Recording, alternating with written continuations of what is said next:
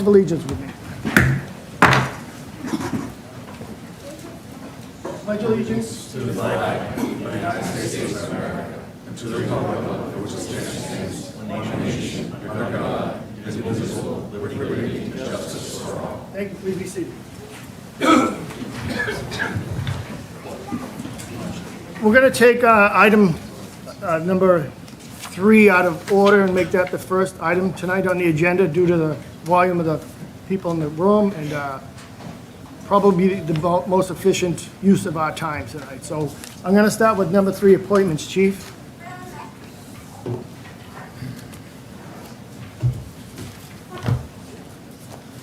Thank you, Mr. Chair. So I have 3 recommendations for appointment tonight to fill open promotions within the department. And as I say every time we come in here for promotions, this decision was not easy, and that's not to take away from those who are getting promoted tonight, but in my tenure as chief for the last 5 years, this by far was the most difficult round of promotions that I've had to sit through, and that's a testament to the quality of the candidates, and certainly I know that they will all be back for the next round as well. So with that said, the first opening is for a lieutenant to promote to the position of captain. So Tom Carlson. Lieutenant Carlson is a 21-year veteran of the Burlington Police Department. He grew up here, graduating from Burlington High School, and then moved on to Northeastern University, where he received his bachelor's in criminal justice. He also worked hard to get his master's in justice studies from Southern New Hampshire University in 2015. Tom currently lives in Burlington. He and his wife Lindsay are raising their 2 boys here. And Tom is very involved in youth sports programs in town, and he's also a member of the board of directors for the Burlington Baseball and Softball Association. He's also a 10-year coach in the system. And he's also been a town meeting member since 2018. Professionally, Tom has been able to expand upon his career at every turn.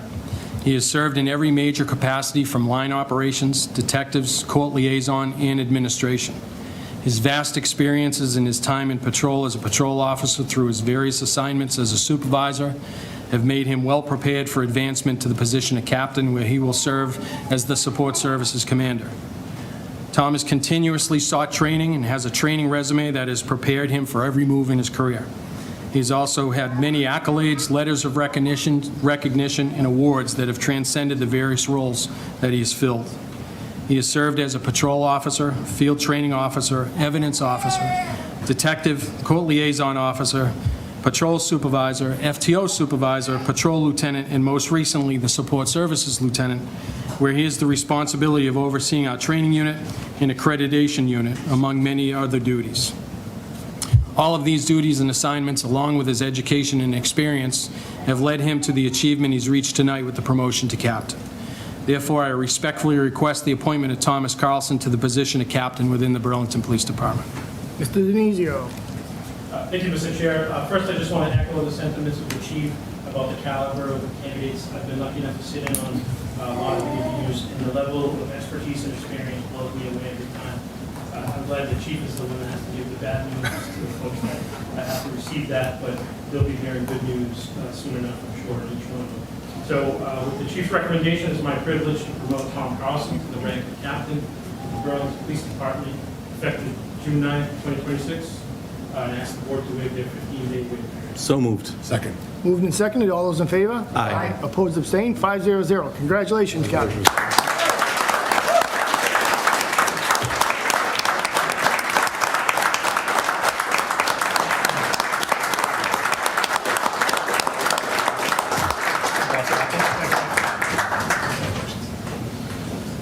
Are we doing pitches? You want to do pitches one at a time, or after all promotions? Up to you, Mr. Chair. All right.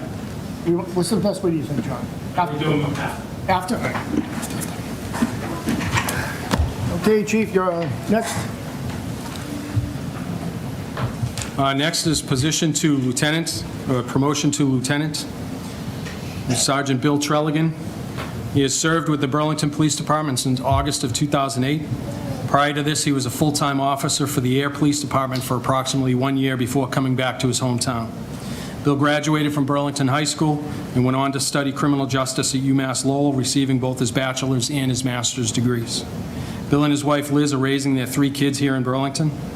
Bill is a tremendous asset to the department. He, too, has served in a variety of roles. He's been a patrol officer, traffic officer, patrol sergeant, and currently serves as the training sergeant and as a certified arson investigator.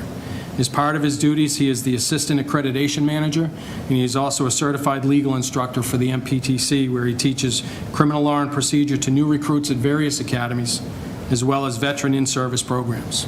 Additionally, he is one of our 2 FTO sergeants responsible for the daily supervision of the FTO program. And as of now, we currently have 5 officers in the program, who you'll meet at the end of my time here tonight.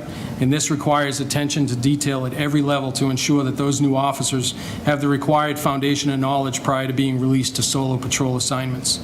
These various roles and responsibilities, coupled with Bill's knowledge of the laws, policies, and procedures and inner workings of the department, make Sergeant Trelligan an excellent candidate to promote to the rank of lieutenant, and therefore I respectfully request that he be appointed to the position of lieutenant with the Burlington Police Department. Mr. Denizio. Thank you, Mr. Chairman. My comments before are the same for all 3 levels, just in case that wasn't clear about the quality of the candidate. So with the Chief's recommendation, I'm delighted to promote Bill Trelligan to the rank of lieutenant with the Burlington Police Department, effective June 9, 2026, and I ask the board to waive the reading. So moved. Second. Moved and seconded. All those in favor? Aye. Opposed, abstained, 500. Congratulations, Lieutenant.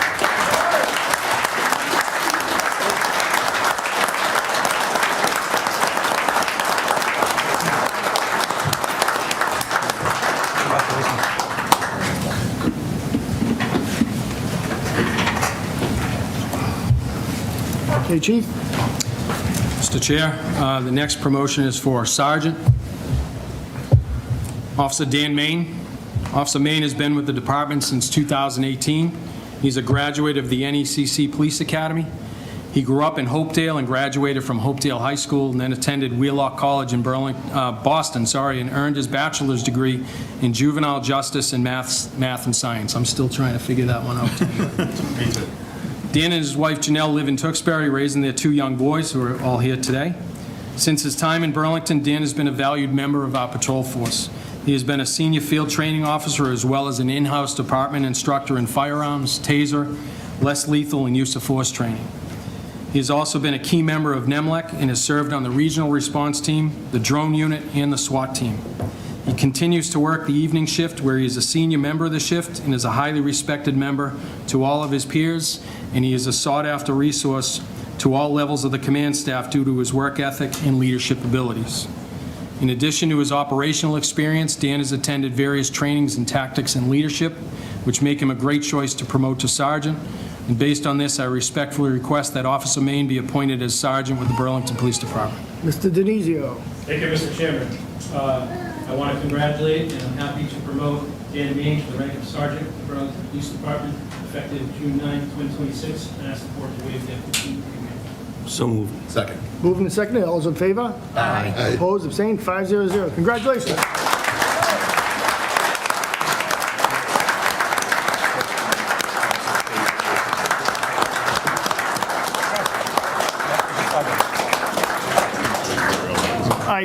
At this point, I'm going to have the members of this board see if they have any comments, because I know they're familiar with these officers. So, Joe, I'll start with you. Oh, thanks. Hi, Tom. Just come up.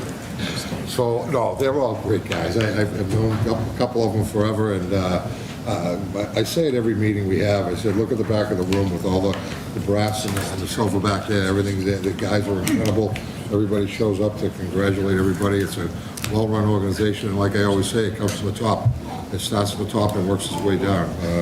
Tommy, I couldn't be any happier for you. I've known you long before you even became a police officer, and you're always a great guy.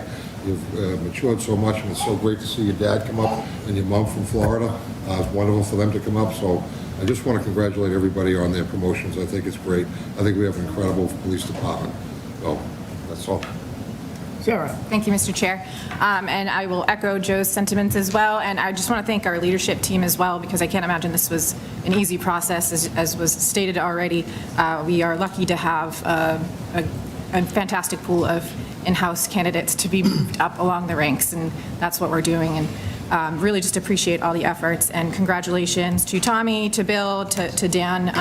Looking forward to working with you, and really well-earned and well-deserved promotions. Michael? Thank you, Mr. Chairman. I joined the board in 2022, and for my very first year on the select board, I became the liaison to BPD for the select board, and in that time, I've gained a new appreciation for what you guys do out there every day.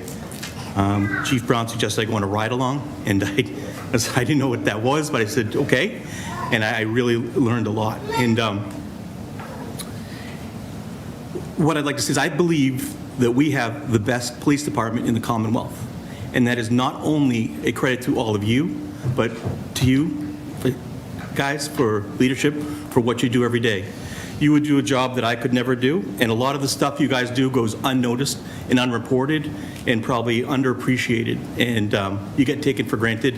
And I just want to say I appreciate all of your efforts, everything you do every single day, putting your lives on the line for the people of this town. It doesn't go unnoticed or unappreciated, and you make me proud to be from Burlington. So congratulations to all three of you.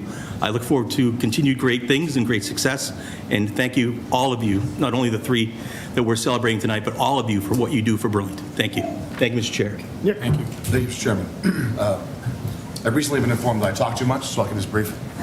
I think Not recently. We say it all the time. I know. I think I've made my feelings about the police department abundantly clear in my 7 years on the board. I appreciate the hell out of every single one of you. To the three that were promoted tonight, you guys are good people. You come from good people. This community is better for having you serve us. To be a part of this community, I can't thank you guys enough for everything that you do. So thank you from the bottom of my heart, truly. Thank you. Okay, I had the distinct honor of working with these three men over the course of the years, and the words that my colleagues and Mr. Denizio said are more than compelling and true. It is tough. You have so many qualified candidates, and the accomplishments, I've got to see them firsthand, how well these officers work, their work ethic, as the chief mentioned. It's a tough decision. I do have one story to share, though. I was in the police station, look out the window, and I saw this person in the parking lot with a gun belt. And I turned to Mike McDade, who shared the office with me. I said, "Who's this kid?" He goes, "Oh, I think that's one of the new guys." Tommy Carlson, I can't believe that was 18 years ago. That was you coming in with a gun belt to the station. I go, "Who's this kid?" But 18 years, but well-deserved. Nothing but kudos and positive comments for all the promotions. There's just one more thing I want to bring up. It's we sit here in our houses all the time. We notice all the police officers all day long. But the gentleman just got promoted, Danny, night shift. There's Mike Minicello back there, night shift. There's probably three other guys outside. They work the midnight shift. We never see those guys. Some of them we don't even know who they are because they're so in the background. But that's what makes our town safe. Is number one, all day long, but at nighttime, you get these guys out there that work midnight to 8, which is an incredible feat to me because I can't stay up past 9 anymore. So they're out there at midnight, and I want to just thank those guys for being out there at midnight and for you guys for bringing them on, having them work that shift. And there's a couple I know that really enjoy that shift. So some of those guys are really, really out there all night long doing their thing. So thank you to them too. I just have 2 items to follow up. So Nick, you heard he said he falls asleep at 9. Yeah. Okay, good. That was from We can talk all night, but when the chief was going for his budget and town meeting, the way town meeting backed up and spoke so highly of our police department was really, the townsfolk see it too, the people see it too. Our police department is different. We're probably one of the best trained, I'll never forget, we were the first department to have rescue task force, if I'm not mistaken, Danny, is that correct? Yep. In the state, rather. Always ahead of the curve in training, so, and it shows. It shows. We make headlines for good reasons, not bad reasons. That's all I have to say. Thank you. Okay, now you have to introduce a couple of new Yes, kids to us. so we're bringing in the 5 newest officers. As you're probably aware now, with changes to the police academy, officers need to be appointed before they attend training. So last October, you appointed 4 of them prior to their entry into the NECC Police Academy. They're currently in their final phase of the field training program and will be testing out to solo patrol towards the end of this month. So I'd like to introduce all 5 to you, if the officers could please come up. Andrew Lally, Matt Quayle, Taylor Gerard, Kenneth Sada, and Kevin Steery. So Andrew is coming up first here in the front. He's currently a Burlington resident, married with 3 daughters. I feel your pain. He's a graduate of SNHU with a BA in business with a minor in sports management. He was also a member of the Boston Red Sox AAA affiliate. Prior to coming onto the department, he was a managing partner in consulting for Gambit Technologies, where he was instrumental in full-cycle business and recruiting operations and strategic planning and business development. And it's also to note that he was the recipient of the EVOC Driving Award, so I don't expect that there'll be any incidents with any of our cruisers based on Officer Lally. So, Andrew Lally. Matt Quayle, Woburn High School graduate. There we go. He has a bachelor's and a master's in criminal justice from Westfield State. He also served as a community services officer for the Nantucket Police Department during the summer of '24. He also served as an intern for the Middlesex Superior Court Probation Department, and he also worked for the City of Woburn Public Works Department during the summers from 2017 to 2023. Taylor Gerard, Burlington resident and a graduate of Lawrence Academy High School, where she played hockey, softball, and field hockey. She then attended Norwich University and continued her hockey career while earning her bachelor's degree in criminal justice with a minor in sociology. So the question is, will you follow your father into the Hall of Fame? It's to be determined, right? And then Ken Sada, a lifelong Burlington resident and graduate of Burlington High. Ken has been an employee of the town since October 2017, working with the rec department as a maintenance craftsman. Prior to working for the town, he was employed with his father's company, New England Services, a full-service custodial and maintenance company serving many different locations throughout the area. And if you know Glenn Sader at all, he is here, and here we go. Very proud. And then Kevin Steery. Kevin, our most recent hire, he was recently appointed before this board back on May 18th. Kevin comes to us from Dracut, Massachusetts. He has a bachelor's degree in criminal justice from UMass Lowell, and he achieved the Donald J. Malisi Criminal Justice Award for academic excellence.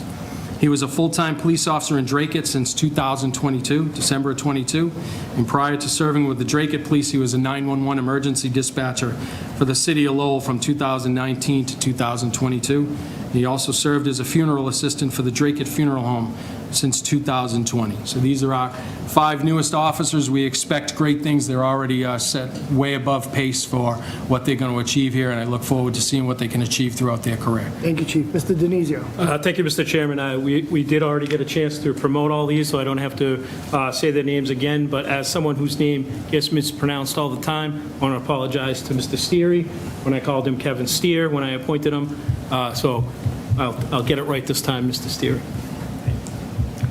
For the record, he did not tell us the proper pronunciation until after. So. Nick, any comments? Congratulations and welcome. Welcome aboard. Joe, come on, Joe. Well, you know, there's a Woburn kid up there, so I'm wondering how that's going to work out, you know. His grandfather told me to give him a really hard time, but I'll let that slide. I've known him since I used to pick him up and put him in a chair. Now I think he'll pick me up and throw me out the door if I say too much. Steery, who was your favorite academy instructor? You, sir. Thank you. Welcome to Burlington. All right.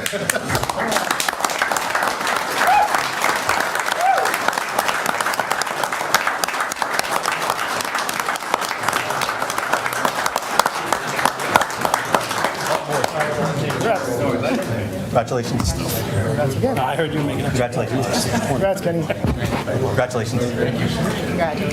Congrats, Kevin. Same here. Congratulations. That's the worst kid we got crushed my hand.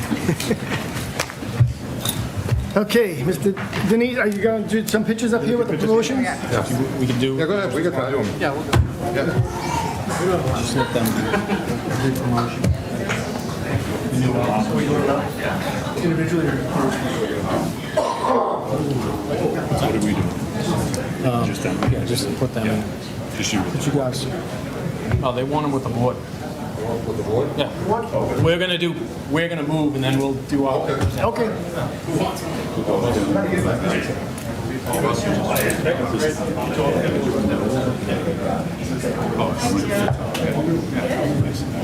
Skin's gonna pump up. Just one at a time. One at a time? Actually, you know what? Thank you. Might as well do that. I can AI it. I can do it individually. As long as we get you all in there for one. No, I thought you were taking care of that, because you know I'm gonna get the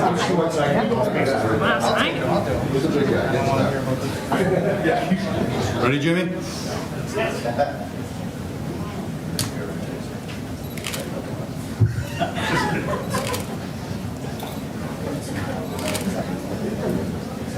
You look great, Jimmy. Board stay. Get the new guys up. You guys in your-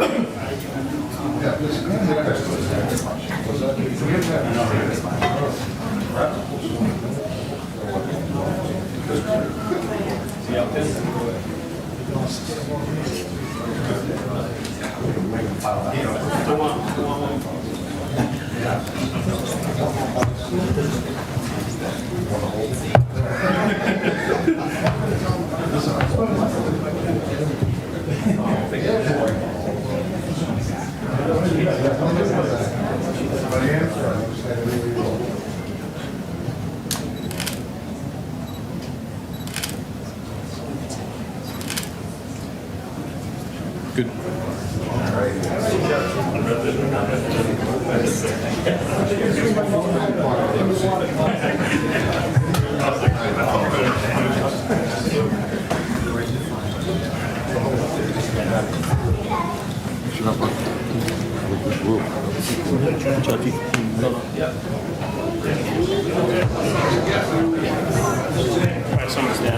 Thank you to the board. Okay. Thanks, Chief.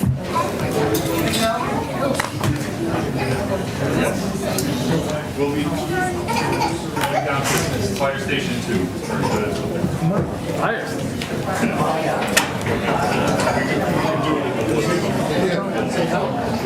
Congratulations. Good, how are you? I think we should wear those shirts at our next meeting. I know, right? All right, well. We need that dress code. I'm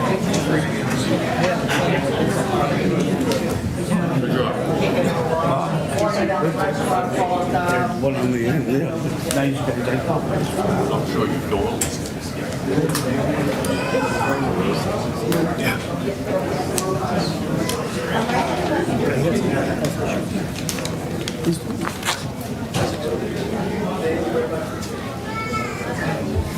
Okay, next item on the agenda is going to be public comment. Just remember, public comment, we cannot respond to anything. It's not on the agenda. When you come up to state your name, your address. Each speaker gets 3 minutes maximum. If there's multiple speakers, we may have to cut it down to 2 minutes, and no more than 15 minutes for the entire public comment. Just wait 1 second until they clear out.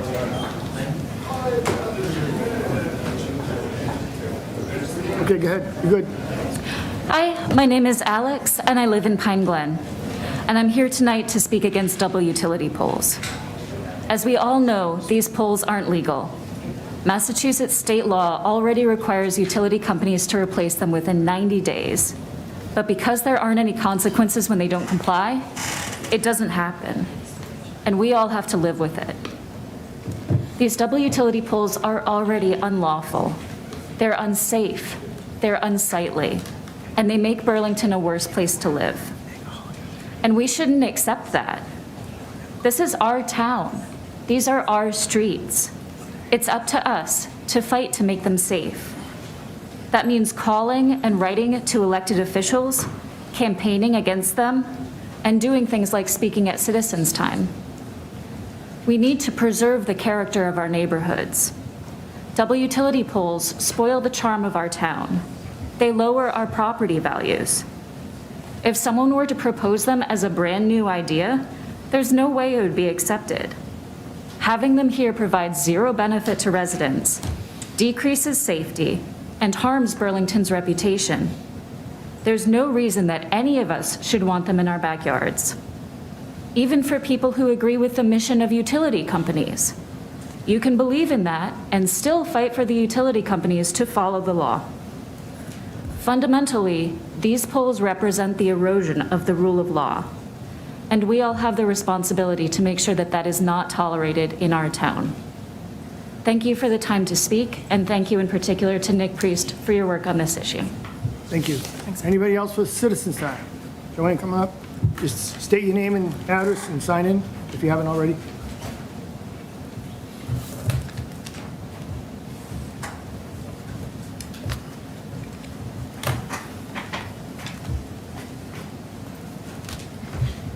Hi, my name is Joanne Frustacci, and I am a Precinct 3 town meeting member. And I came here to repeat what I said at town meeting when the police budget was voted on, which is that I've had at least 50 opportunities to watch the police work on Wednesdays at the clergy-led vigil on District Ave at the ICE building. And our police force is even-handed and professional, and I feel a lot safer when they're there. And it's really hard to explain to people from other towns that the police here are not to be feared, but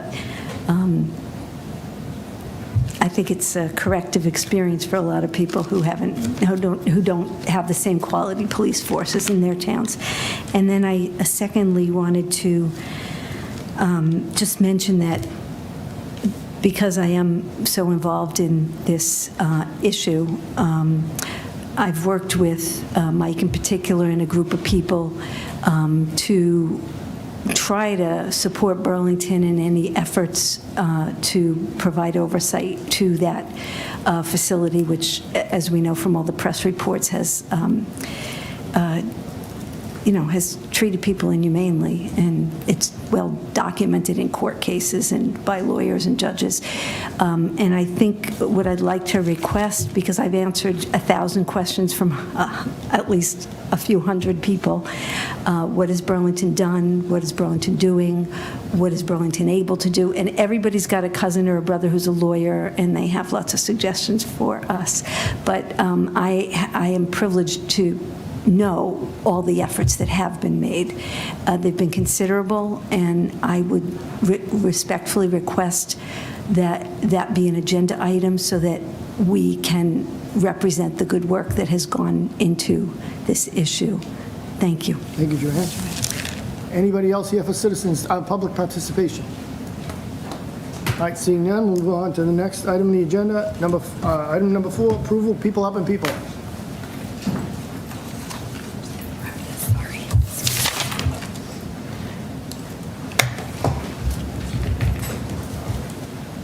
Hi, I'm Elizabeth Trowbridge, and I was here just about a year ago representing People Helping People to request approval for a function that we're having, a fundraiser, Summerfest Pours for a Purpose.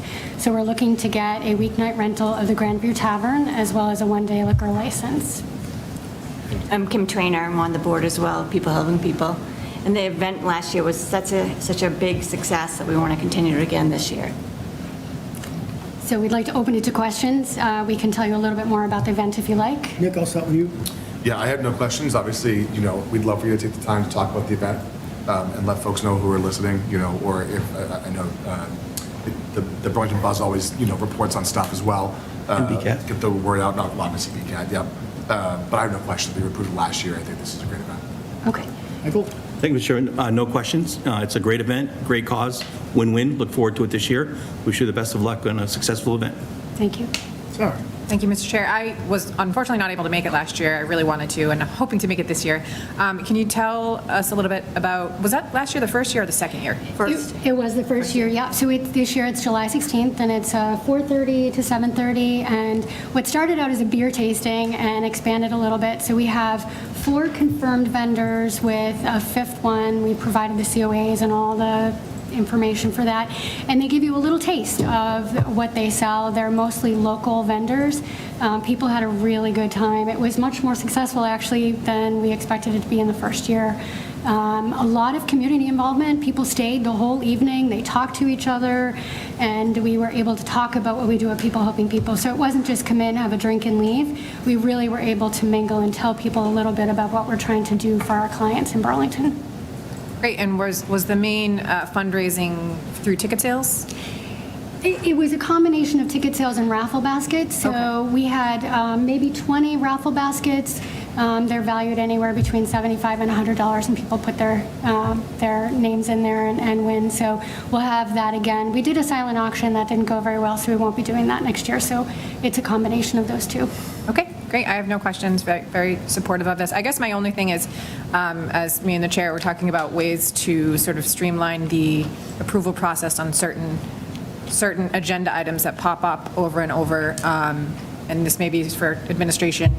Is this in one of those scenarios where I understand we're approving a one-day liquor license and the approval of their usage of the site on a weekday, but we know this is coming every year? Is this one of those things that we can sort of handle administratively through email so that they don't have to come? I mean, we love to see you, and we love to publicize the event, Right. but, if we can make things easier for everybody involved. Yeah, so Mr. Chair, if it was just to approve the weekday rental, we would probably do administratively, but where it includes a liquor license, we're not allowed to do that for this type of thing. Okay. But that piece of it, for sure, is. So they would still have to come to us, not even to the alcohol subcommittee for that one, or? Yeah, I don't think they go to the alcohol subcommittee for No. this one, just because they know what it was, and Okay, just the thought. That's all. Thank you. we're going to put her on the. You're thinking of this, but yeah, it makes sense. We don't mind. Yeah. Joe? No questions at all, just a couple of comments. From what I heard, I didn't make it last year. I don't drink, so I don't really go to these. I don't drink either, but I still I went. should probably just go and show up and be there, but, no, if I remember correctly, I think last year, we actually donated the hall to you, right? Yeah. Yes. I'd like to see if the board would do that again this year. Put that in the form of a motion. Yeah, I'll put it in a motion when the time comes, so I believe we did do that last year, and I don't see why we shouldn't do it again, with being a fundraiser, you know. That's all I have, sir. Thank you. Joe, my comments last year are again the same this year. You're not part of the town of Burlington as far as a town department, but your organization probably is second in what they do for the residents of Burlington. Of course, Burlington, they educate, they do the snow plow, they do a lot for the residents. I think you're the number one organization, other than the town itself, that helps so many people in so many different ways. It's just, I'd have to echo what Joe said, I fully support it. Do you anticipate it being a bigger event? I do think we'll sell more tickets this year because I think first year is always kind of, you don't really know. But we would like to cap it at 175 because it is the number that fit in the building. And so we don't want to go above that. So we'll be capping the ticket sales at 175. So we hope to meet that. Okay, and last year was the first year. How did the parking situation go? It really wasn't a problem with the parking. Wasn't good. Yeah. No. Yeah. All right. Yeah. Just, you got to reach out to the police department ahead of time just to Yes. work it out? Yes. Yeah. All right, that's my comment. I'll take any motions to approve. Does it have to be 2 votes, correct, or 1? Well, you're technically approving 3 things, but I think you should do the liquor license vote separate, and then the other 2 Okay, I'll together. do the liquor license, one-day liquor license first. I'm looking for a motion to approve that one-day liquor license. So moved. Second. Okay, it's moved and seconded. All those in favor? Aye. Opposed, abstained, 500. And is there a motion to waive the fee? To allow for a weekday rental and waive the fee. Okay. Is there a motion to, I make a motion to Weekday- approve the weekday rental of Grandview Farm and waive the fee. Second. okay, moved and seconded. All those in favor? Aye. Opposed, abstained, 500. Great. Thank you very much. Just one more quick thing. We do have an open house at the pantry on June 25th, so we'd love for any of you to attend, as well as anyone here who wants to come and see People Helping People in action. Thank you. Thank you. Thank you. Thank you very much. Thank you. Thank you. Good luck with the luck. event. Okay, item number 5 is a proclamation. Mr. Hispejo. Thank you, Mr. Chair. I'll read the proclamation. The Town of Burlington, Commonwealth of Massachusetts.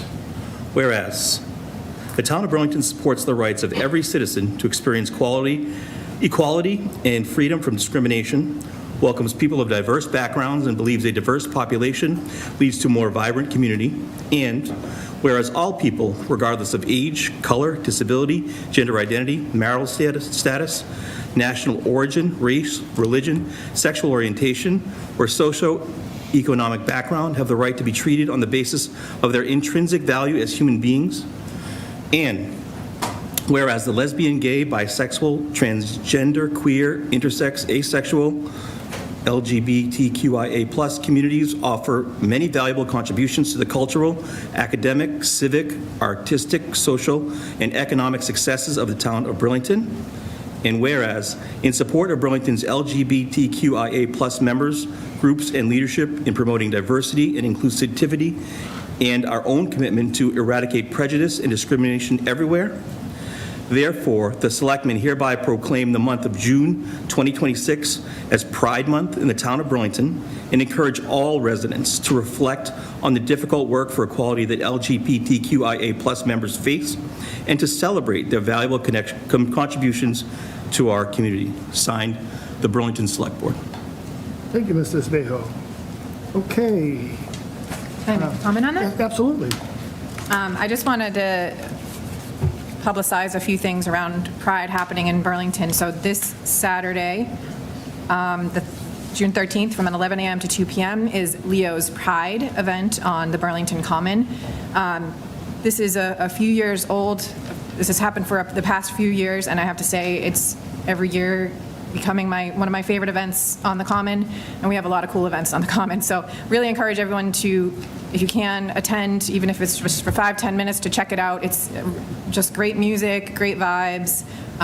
People from all walks of life in town are out there just having a good time. So, and then I will just encourage everyone to check out our library website, because they've really gone above and beyond with putting on many different events throughout the month of June, centering around Pride and celebrating the history of LGBTQ folks.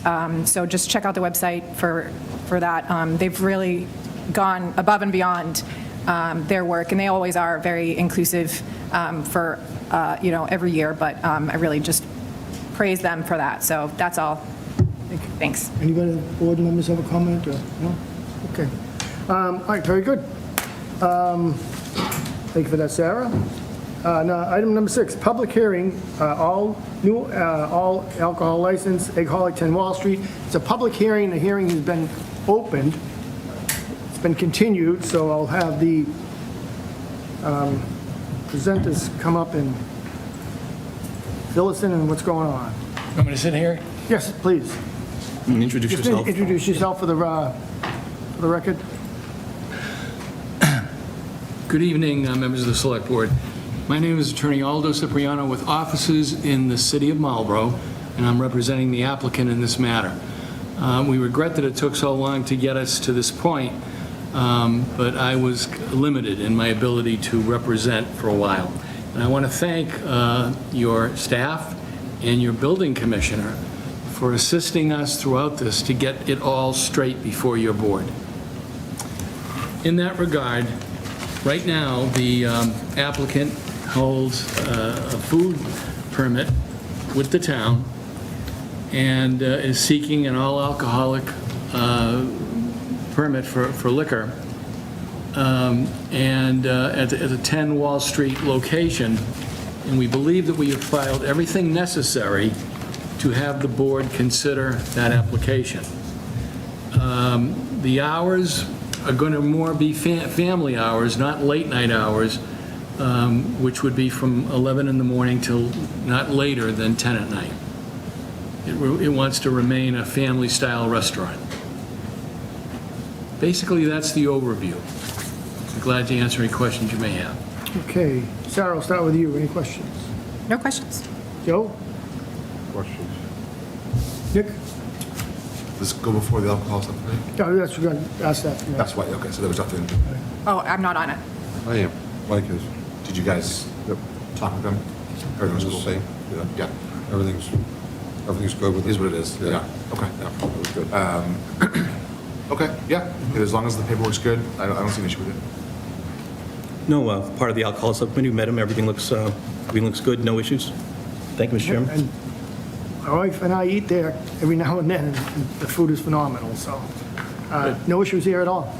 That being said, I'll take a motion to close the public hearing. Oh, I'm sorry, is there any public participation in the room regarding this item? Is there any on the line? I'll make a motion to close public hearing. Motion's been made. Second. Okay, all's in favor of closing the public hearing? Aye. Opposed, abstained, 500.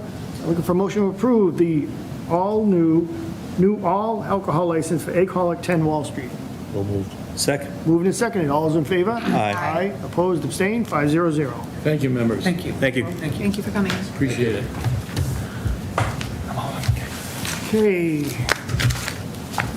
Item number 7 is also a public hearing. It's alteration of present premises Friendly Toast, 75 Middlesex Turnpike. I'll call the meeting open, and I will look for a motion to approve the advertisement as written. So moved. Second. Moved and seconded to accept the advertisement. All those in favor? Aye. Opposed, abstained, 500. All right, why don't you state your name, identify yourself, and I'm Lauren. I'm with the Friendly Toast. I was just here. You can have a seat. you have a seat. Sorry. Just here to represent the business and what our insignificant change was and to see if there was any questions on our application. Okay. We've got a lot of information. Did this alcohol subcommittee chime in on this one? It's just an alteration, it's adding outdoor seating. Correct. And, We didn't have to because Okay. they already have it, so there's nothing to really Okay. meet on. They're just adding tables outside, is what they're doing. all right, Mike, I'll go with you first. No questions. I'm a big fan of public seating and eating and drinking outside, so I think it's great. And I just drove by Tate, and they had the big outdoor, and I think it's great in the warmer weather, and it adds to kind of like the vibe of the area. So no questions. Good luck with it. Thank you, Mr. Chairman. Nick? Sorry, I have more questions. So it's additional outdoor seating that isn't there There's now? I don't think there's any right now. Right. No, we are temporarily granted outdoor seating during the COVID ordinance, COVID, but this okay. would be for permanent outdoor seating Right. for seasonal purposes. And then, is there an overhang there? No. Okay, so only in good weather you guys will be able to have seating out there? Yes, we do have umbrellas, but other than that, it would just Sure. be during Okay. positive weather. And then everything was copacetic with Simon? Yes. Okay. Then yeah, cool. Joe? Anything? No, I already said what I need to. Sarah? Yeah, it looks good. I'm very much in favor of this. Every time I've gone to the Friendly Toast, it's always very tight in there, Yep. always busy, and adding additional seating, I think, will be a huge benefit. So I'm very in support of this. Yeah, and another restaurant my wife and I go to, and we like going there, so, yeah, absolutely no issue with this. That being said, any public participation, anybody from the public want to comment on this in the room? Anybody online? Seeing none, I'll be looking for a motion to close the Make a public hearing. motion to close public hearing. Second. Okay, moving second to close the public hearing. All those in favor? Aye. Opposed, abstained, 500. Public hearing is closed. We're looking for a motion to approve. Motion to approve alteration of premises Friendly Toast, 75 Middlesex Turnpike. Second. Okay, moving second. All those in favor? Aye. Opposed, abstained, 500. Congrats. Thank you so much. Thank you for. Thank you. Thank you. Okay. Item number 8 is a presentation from Eversource on substation project. Mr. Chairman, while the Eversource team walks up and gets ready to show their presentation, I just wanted to kind of give I'll let them introduce themselves, but sort of set up a little details about it, what it is they're here for. So staff, all the town staff has been well aware of this project. I think we've been talking for about 2 years about this project upcoming. I know all of you know about that it was coming up, but we're finally at the stage where they have something to show the board, and this is their sort of kickoff meeting with the town elected boards, and this will kick off a schedule of many public meetings and many chances for the public to weigh in on the project. So I'll let Peter and Ian announce who they are and with their team, and take over from here. Okay, could you introduce yourself for the record? Sure, absolutely. Thanks, John, for that. My name is Peter Bowman, and I work in community relations for Eversource. And with me is Ian Key, who's from our project engagement team, also from Eversource. We also have other members of our team with us here this evening. If there are questions or that we can't address fully, there are other members here that can assist us with that. As John said, since 2022, we've been meeting with town staff, community groups, to bring them up to speed on, what the project is all about. And so tonight, as John said, we wanted to come before the board and give an overview of this project.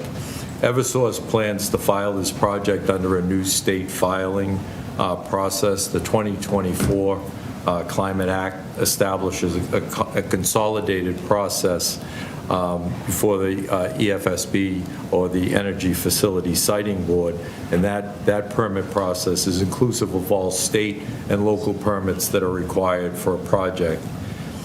We, in Eversource, we anticipate filing this in 2026, probably in the fourth quarter of 2026. It'll be about a 15-month process for that to go, and during that period of time, clearly the municipality and select members such as yourself have the opportunity to provide comments, public comments, official comments also. So we're in the process of trying to share this, but I don't know that... Well, while Ian's trying to do that, why don't I keep moving, because I know you're pressed, you have a full agenda. So the demand on what would be slide 2, and I know it's in your deck, the demand for power here in Burlington and the Woburn area. So we call this the Burlington to Woburn Supply Initiative, because this project is addressing supply in that pocket. So as you can see on the left-hand side of your slide, it really just shows that we recognize how much growth is happening inside the Burlington-Woburn area. And the area, and I'll show this more in a second, the area is currently served by 3 substations. So there's 1 in Burlington and there's 2 in Woburn. So our proposed project is to build a new substation on Wynn Street in Burlington in the existing right-of-way. So it would be off Wynn Street, but on in the right-of-way. There'll also be a component of additional transmission lines, approximately 2.5 miles of transmission lines, and those also will be installed in the right-of-way going from Burlington to Wilmington to Woburn. And once again, as we get into the presentation, we'll go a little deeper into these points. We also have approximately 12 miles of underground infrastructure between Woburn and Burlington, with 10 of it being in Burlington and 2 of it being in Woburn. So if we could jump to slide 3, please. So as I stated earlier, what we're really looking at is just the growth of Burlington and Woburn, and our need to bring more power here, more electricity to Woburn and Burlington. And it's sort of, at some level, it's a good thing, because it's showing you are very economically vital and viable communities here. So we're positioning that to match the growth in the community. So as I stated, there are 3 substations currently: Middlesex Turnpike in Burlington, North Woburn Station, South Woburn Station. So those are the 3 the substations that currently provide power to this area. It's about 75,000 customers. And as you can see in these charts, all the 2 substations, as we would say, are at 100% capacity, and one is stressed at 85%. Now, we manage our systems. We're constantly looking at our systems and making adjustments to make sure that we have a viable service here. But with continued residential and business growth, we recognize there's need for a more long-term solution. So going to slide 4, you'll see back in 2023, we did put in a mobile substation, and that's an interim step, as it says, or an interim measure, as it says here on the slide. So it does help stabilize, sustain the electric infrastructure in this area, but it's not really a long-term solution to support long-term growth in Burlington and Woburn. So we've done that, but it's really just a temporary measure. I mean, it can be a long-term temporary measure, but it's not really the solution that allows us to grow and for the community to grow with it. And the next slide, slide 5, that does show that we evaluate alternatives. So when we look at this, we call it non-wire alternatives, and we say, before we go ahead and make a decision inside Eversource to build a new substation, we look at things like solar and say, hey, is there enough solar to offset the growth need? But solar is insufficient to meet the needs. I mean, it takes up a lot of land. It's weather sensitive, so it would not give us a sustained power source. Energy efficiency programs, Eversource and some of our fellow utilities, we do a lot with energy efficiency. We're leaders in that, really, I'd say, in the country. And so we try to maximize energy efficiency to reduce the demand. And then battery storage is another, but it's not another alternative, but it's not feasible for large scale. So as you'll see that these, like the blue call-out box kind of says it all, that the alternatives, either individually or as a combination, don't meet the capacity needs or the capacity growth. So slide 6 is the proposed solution in more detail, so that the new substation, coming down the left of this slide, the new substation provides the needed capacity. So that's one part of the equation, to create the capacity here within this area, this load pocket area. More reliable transmission, as I talked about. We have transmission lines, and I'll show you in the next slide kind of how that comes together, but it's also linking more transmission lines and then new distribution lines that we talked about here in Burlington. So ultimately, the picture would be 4 substations. As I stated earlier, there's 3 currently, and then the 4th substation would be the substation off of Wynn Street that I mentioned earlier. And as you can see, once this project was completed, all 4 substations would be roughly at 80%, 75%, and then it would give us, it would be positioning us and positioning you for more growth, midterm, long-term. So that's really what slide 6 is depicting, that the solution will work once the substation is online. And the other parts, transmission and distribution. So if we jump to slide 7, slide 7 does, it gives you a map of the area. And just before I go into the map, once again, it's just really talking about the new substation, the transmission structures, roughly 30 new transmission overhead structures, spans about 2.5 miles in Burlington, Wilmington, and Woburn, and then new distribution lines. And I probably should have mentioned earlier, Ian will go a little deeper into some of these things in a minute. So if you look at the map key, I think that gives you sort of a sense of what we're talking about here. We're on slide 7. So the dark orange line in the middle, well, first, the yellow star is where the new substation is proposed to go on Wynn Street. The dark, thicker yellow line you'll see coming from the South Woburn substation, coming up to the proposed Burlington substation. The purple line that you see then kind of coming across the top, and it's labeled, those are the new overhead transmission lines, and those are, like I said earlier, are in the existing right-of-way. So then coming back, the thick orange line also takes you up to Reading Municipal Light, where we're doing a connection, and we're also coming down to the North Woburn substation. So what this is really doing is just showing you where the substation is, where the transmission lines are, and that then connects kind of the transmission and the substation piece. Then coming out of the substation, to streets such as Locust and Bedford Street and Bedford Road, to name a few, and Wynn itself. That's where the distribution, and those are the lighter yellow lines, if you will, the smaller lines. And those will indicate to you roughly where the distribution network is going. And the reason the lines just end in some cases is because they connect to already existing distribution network that we have in place. So this is to connect to our existing distribution network and make the distribution more robust. So that provides a general overview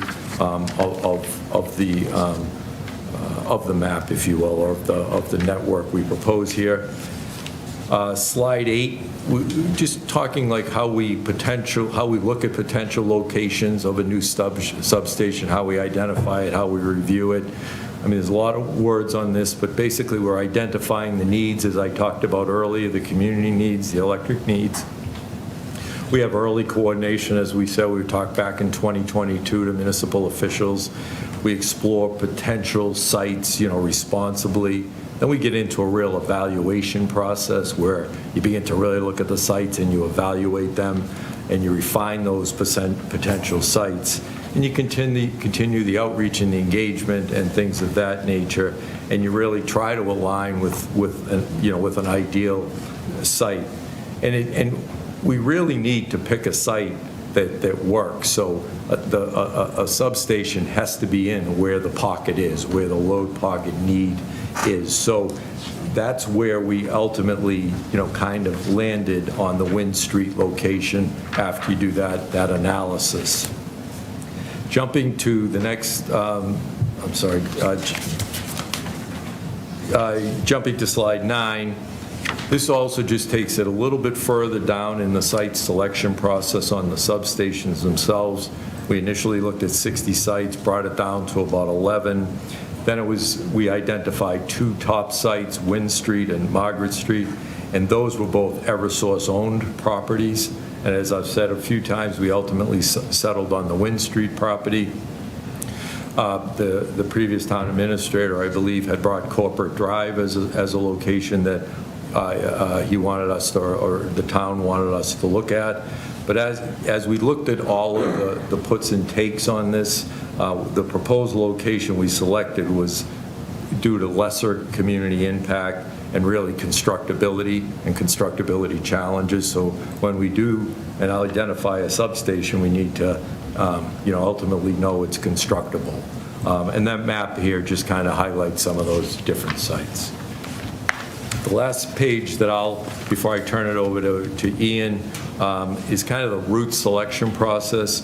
And what we talked about here, when I say that's really the transmission routes. So the substation is uniquely located between two transmission corridors. So that's one of the reasons we did locate it there, because it then gets an efficient looped in of all the transmission lines and provides robust transmission network for us. So we can take a quick second for questions, or maybe it would be better if we just let Ian kind of go through his and... Do you have a question? Okay, well, I'm going to start with Joe. Okay. Any questions at this point, Joe? Just a couple real quick ones, that's all, because I don't know the first thing about any of this. On page 3, or slide 3, you have where it's at 85%, where it says stressed, right? And then you go to page 6, and we're at 80%. So that's only 5% difference. Is there going to be that much of a difference? Is it that much? Is it that big of a difference, that 5%? Yes, because if you look... Don't get me wrong, I'm in favor of... Oh, no. I'm just trying to understand things. No, it's a fair question, but I mean, I guess if you look on slide 3, we're saying really 2 of the substations are 100%. Right, exactly. And then the middle one's at 85. Right. So then when you jump to, slide 6 and you look at the 4 new substations. All at 80%. Oh, right, or all 80%, so not new substations, the 1 new substation integrated with the other 3. Shows that you've brought it down considerably and you've positioned yourself for growth. So it's more equal across the board for all the towns, right? Absolutely, right, the towns here, Burlington, Woburn mainly, but also it just shows you there's some growth Right. I do. opportunity. In my for growth. thinking, I was there, but I had to ask. No, that's fine, thank you. The second question I have, new transmission structures and new I can't even say the word. Help me out, Lynn. Distribution. Lines? Okay. What's the biggest difference in that? Distribution is what, from house to house? Or is that? You're thinking right along the right lines. I think the best way to think about it is the transmission lines are the highway. Think of I-93, Okay. right? These substations are your exits, and then off of the exits, the local roads, that's your distribution system. So the distribution ties into the homes and businesses, if that answers the question. So this is more for the public than it is for me. Approximately 30 new overhead transmission structures within the existing right-of-way. That's 30 from wherever it's going from this place on Wynn Street in Burlington out. So that's 30 more of those towers that you're putting in? Yes. Everywhere, not just, I think it says 2.5 miles? Right, and it's Burlington, Wilmington, and Woburn, so I don't know the exact number per community, but it's 30 towers going through that area. It's 30 new of those big towers that we all see driving up and down, whether it's Wynn Street going under the high tension wires, right? The extra large ones, yes. Extra large. Just so we're not confused on What's the box sit on all of them? just so we're not confused on the distribution ones. Okay. On slide 7, you can see the dark blue line at the top, the new overhead transmission line structures in the existing right-of-way. That shows you the route there of that overhead. All right, okay. And how far apart are those new ones? Are they the same distance as the ones that are already up there that we see every day? Typically, it just depends on the topography and how we do our geotech investigations and whatnot. Okay, all right. Okay, I'm all set, thank you. Sarah? I have questions on sort of the impact of the substation itself, and I don't know if I should ask them now or if I should wait till the end. Maybe those questions are going to be answered. Yeah, all right. Mike? Thank you, Mr. Chairman. I have some questions on site selection, and since we're right there, I think they're appropriate to ask now. Okay. And like Joe said, I don't know really much about this stuff, so apologies if this comes off as kind of, I don't know, obvious or whatever. Just a little concerned about the site selection here. I know we had a couple slides here about what goes into site selection, but I'm looking specifically at the map and what we're talking about. Why? So Woburn has about 41,000 people, Burlington has about 27,000 people, and assuming that Woburn has a lot more usage of electric usage than Burlington, is that a fair statement? I mean, I suppose Overall? on the math you were saying there might be a fair statement, but I mean, if I see where your question might be going is, I mean, we look at the load pocket between Burlington and Woburn, and we try to put that new substation as close to that load pocket as possible. And then, as I mentioned earlier, it's in existing right-of-way, and the two transmission corridors come in there, and then so it's really a robust location for them. Okay, so it's a good location. So I was curious because per this map, the three sites you considered are all in Burlington, and you didn't consider one in Woburn. Is that because of the proximity of the load, whatever you just said, or is it just because there's nothing in Woburn that would work for you?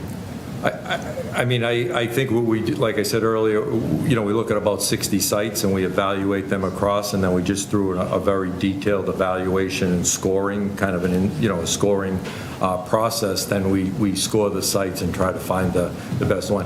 I don't know, to be honest, I assume yes, but I don't know if within the 60 there were some sites in Woburn or even with the 11. I'm not sure. Okay, so these aren't all the sites you considered. That's all I saw on the map. So right, we got down to these three. These are the finalists. Yes. Okay. I have some other general questions, but they'll probably be better to ask at the end. And Ian's going to go through a little more detail on the constructability and other things. So to make it covered, yeah. Maybe if, Mr. Chairman, if it's okay with you, maybe we'll turn it over to Ian and let him give a little more detail. I'm going to have Nick and myself, I have a quick. Oh, I'm sorry. I'm sorry. Yeah, no, so I'm actually going to hold my questions till the end and just ask everything at once, just in case it gets covered. Sure. And then we can go from there. All right, I just have a couple of, one's more of a comment. To clarify the location, you say Wynn Street. How far, I know there's an easement there. How far into Wynn Street? Because I don't want people to think it's not going to be visible from Wynn Street. It's going to be in deep. It's in, right, so it's in between Wynn Street and Locust Street, so if you come in on one side, you'd be Yep. coming down Locust Street and Sierra Way, it's kind of up in that area, and then off of Wynn Street, we have an entryway off of Wynn Street into the location. So it'll be in there, but, if you look at some of the maps, I mean, abutters are probably going to see it, some abutters are going to see that, and we'll try to, address that as we Right. go. But it won't be like right on Wynn Street or right on Locust Street. It's in the existing. Right, I just wanted Yes, to sir. give the impression that this is being located on Wynn Street. No, sir. The access is to Wynn Street, but it's in the woods. Correct. It doesn't have, right now, an official address, so sometimes it's Locust, sometimes it's Wynn, but. All right, in comparison to the Middlesex Turnpike one, how much larger, smaller is this one compared to that? Don't know, do you? It's a 115 kV substation. Yeah, I mean- Yeah, I know. I'm happy to double check on that for you, but it's not anything grand. It's a pretty simplistic substation comparatively. So would it be safe to say it's smaller than the Middlesex Turnpike? Or I'd have to double check on that. I got another question? Quick follow-up to what Jim just said. Do we have a map of the exact location? I know you may not have an address, but you can kind do of have- Google map anything. I do have a rendering I can share. You can take my folder out there, I'll show you right where it is. We had some issues with the login, so. All right. But I do have some physical copies that I can Sure, grab. that'd be great. Yep. Okay, did you want to move on? I can Sure, continue. if that's okay. Yeah, I can continue. All right. Yep. So moving on to slide 11, I did just preface how the transmission, distribution, and substation system works. For slide 11, this location, as we had discussed, is on a 2.5-acre parcel that's Eversource owned off of Wynn Street in Burlington. The substation will host electrical equipment, including transformers and associated structures such as the control house, which will be fenced in for security, but also for visual mitigation for abutters. Typically, when feasible, our goal is to have the fence blend in with the surrounding area to the extent possible, and we utilize community feedback doing that, preferences in colors and whatnot, where it's feasible. We will also be expanding and improving the current access road, which will assist with our construction access and future maintenance of the infrastructure. Moving to slide 11, this talks about the overhead transmission scope. Slide 12. I'm mixing up my slides. The transmission lines for this work are the overhead, the ones that you're going to see, the large ones. We call them structures. You might refer to them as poles, just to make sure. These are the large structures that you'll see in the right-of-way clearing. There will be about 2.5 miles of these new overhead structures within the existing right-of-way. They go from, as we had mentioned before, Wynn Street in Burlington to Merrimack Street in Woburn through a portion of Wilmington. And the height of these structures ranges, as I had mentioned before. It's about 75 to 125 feet, but it depends a lot on the topography. The next slide, on slide 13, goes to the underground distribution scope. The underground see, I'm having trouble with distribution. There you go. The underground distribution scope of this project will be in the local streets in Burlington. That can be seen on slide 7 if you need a map reference. This is approximately 12 miles of underground electric distribution lines within the existing roadways. While we have already had several meetings with Burlington Town staff on this, we look forward to working closely with the town and the town departments on an approved traffic management plan that meets the town's preferences and mitigates any potential issues early on. And we've already had some of those discussions. We will work closely with the town during construction to enhance our traffic management plan as we go. And the underground distribution in this scenario is needed for added capacity and to support load transfer between the Burlington Middlesex Turnpike substation and the Woburn substations. The next slide talks to, on slide 14, the anticipated permits. This is a current list of permits we anticipate at this time. There are a variety of federal, state, and local permits. As aforementioned, we will be filing this project as a 69T application with the State Energy Facility Siting Board, known as the EFSB for short. This permit list is subject to change as we progress, and the permits listed are the ones we anticipate at this current moment in time. Yeah, let me just add. Yes, go for it. So just to make the point that they had mentioned before that this final approval process, which will start sometime in this fall or winter, and it takes 15 months. This isn't the only time you're going to hear about this, but I just want to point it out while this was up here, that there's a few approvals that are going to be needed from this board, but the majority of the approvals are going to be with the state for the actual project.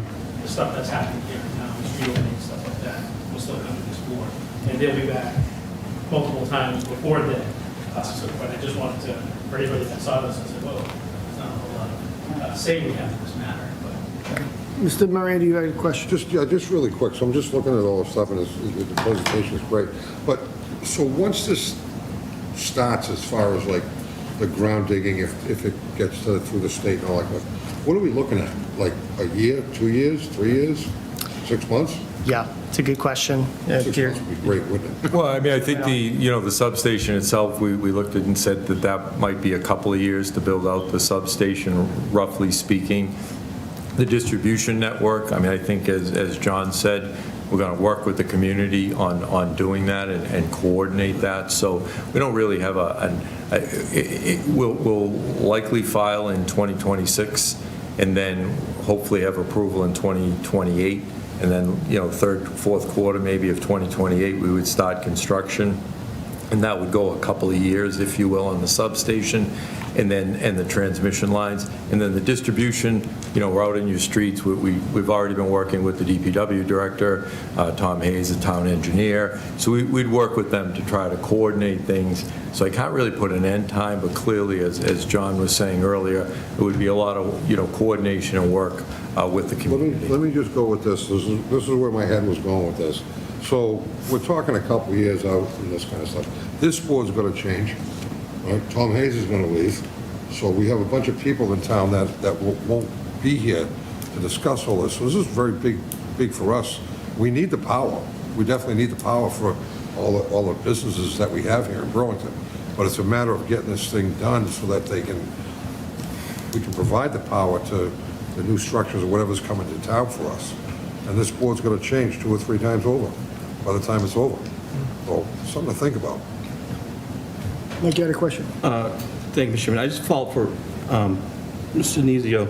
I know it's a moving target, and you can't really accurately predict, but your best ballpark on when our approval for grant of location will be, what do you think? And I won't hold you to it. For the board? Yeah. 23rd. Yeah, I mean. For the grant of location? Oh, for the Approval? decision? Yeah. Or Our vote on the grant of location. How long would it take from now? I think it would be more in the 2028, 2029 before. Now, we may come to the board earlier to get grants of locations as part of our permit that we file with the state. We actually put, a whole grant of location application as part of our filing. So I don't want to say that we wouldn't be to the board sooner for approvals, but I think to the selectman's questions earlier of like when would construction start, I don't think we'd be, in the streets working maybe to 29, 30. I mean, that's an estimate at this point. Okay, so. Well, we'd actively come to the board. that there'll be change, like Joe pointed out, there'll be plenty of changes and probably in-town departments, but the meetings aren't going to stop after tonight. They've been going pretty regularly for a couple of years, and they're going to continue departmental meetings and more. The reason that they're here now is because they finally had a rendering or something to actually show us. Because the first question was going to be, what's like on which. So they finally got to the point where they've done the design enough to have something to point at and share with us. But this isn't my copies.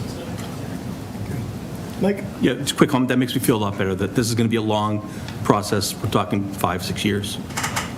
Yeah, this is the beginning of the conversation, really, for us. I mean, we've had so many preliminary meetings, but really, we want to make sure that the select board is seeing this in real time, introducing it.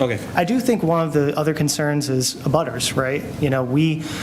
I think the one thing for project engagement, which is my department, is we work closely with the butters on butter-related issues, whether it's visual mitigation or just day-to-day calls about work hours or properties.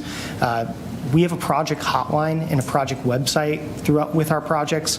People can call into us, so that takes the burden off calling into the town. We have an email and a phone number people can call into. I respond to it personally, so I know what these people go through. I live in a current construction site, so I understand the issues that people have, whether it be work hours, parking, whatnot, and we do work with property owners one-on-one on those issues. Follow-up, Mike? Thank you, Mr. Chairman. So to that question, for wherever this is, have the abutters been notified already? Yeah, we've talked to a number of abutters, especially those in the vicinity. We've actually talked to some abutters that are close to the station, and we actually will be having a public meeting soon. We've sent out a letter about a public meeting that we're going to have in about 2 weeks, June 24th. I was going to talk about that more at the end, but just so you know, again, like for the select board, this is also a reintroduction of the project. We've talked to abutters before, especially the ones that are close to the station, and to businesses and even community-based organizations about this project.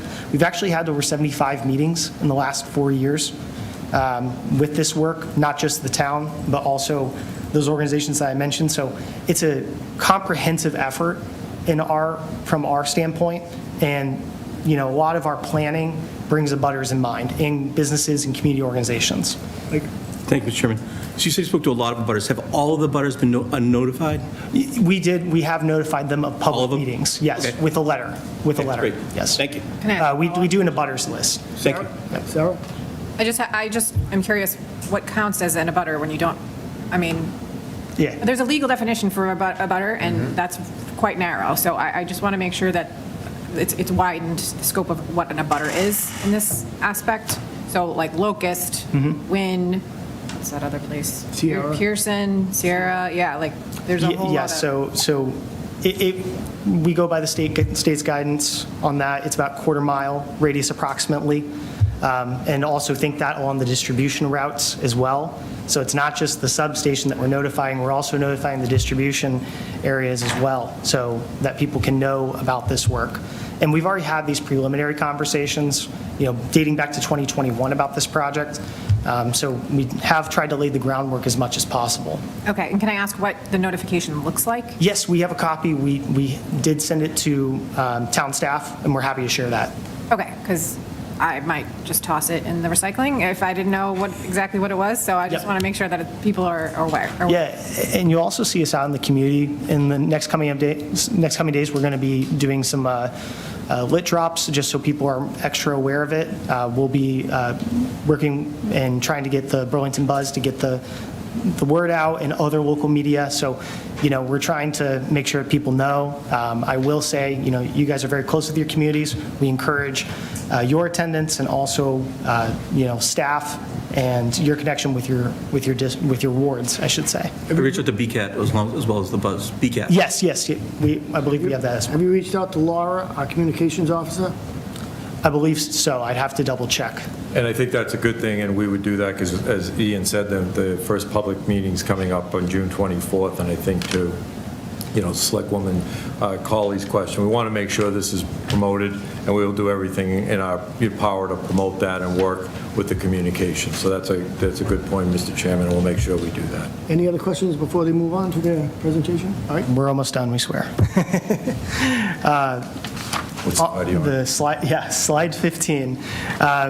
This is really the project benefits and potential impacts.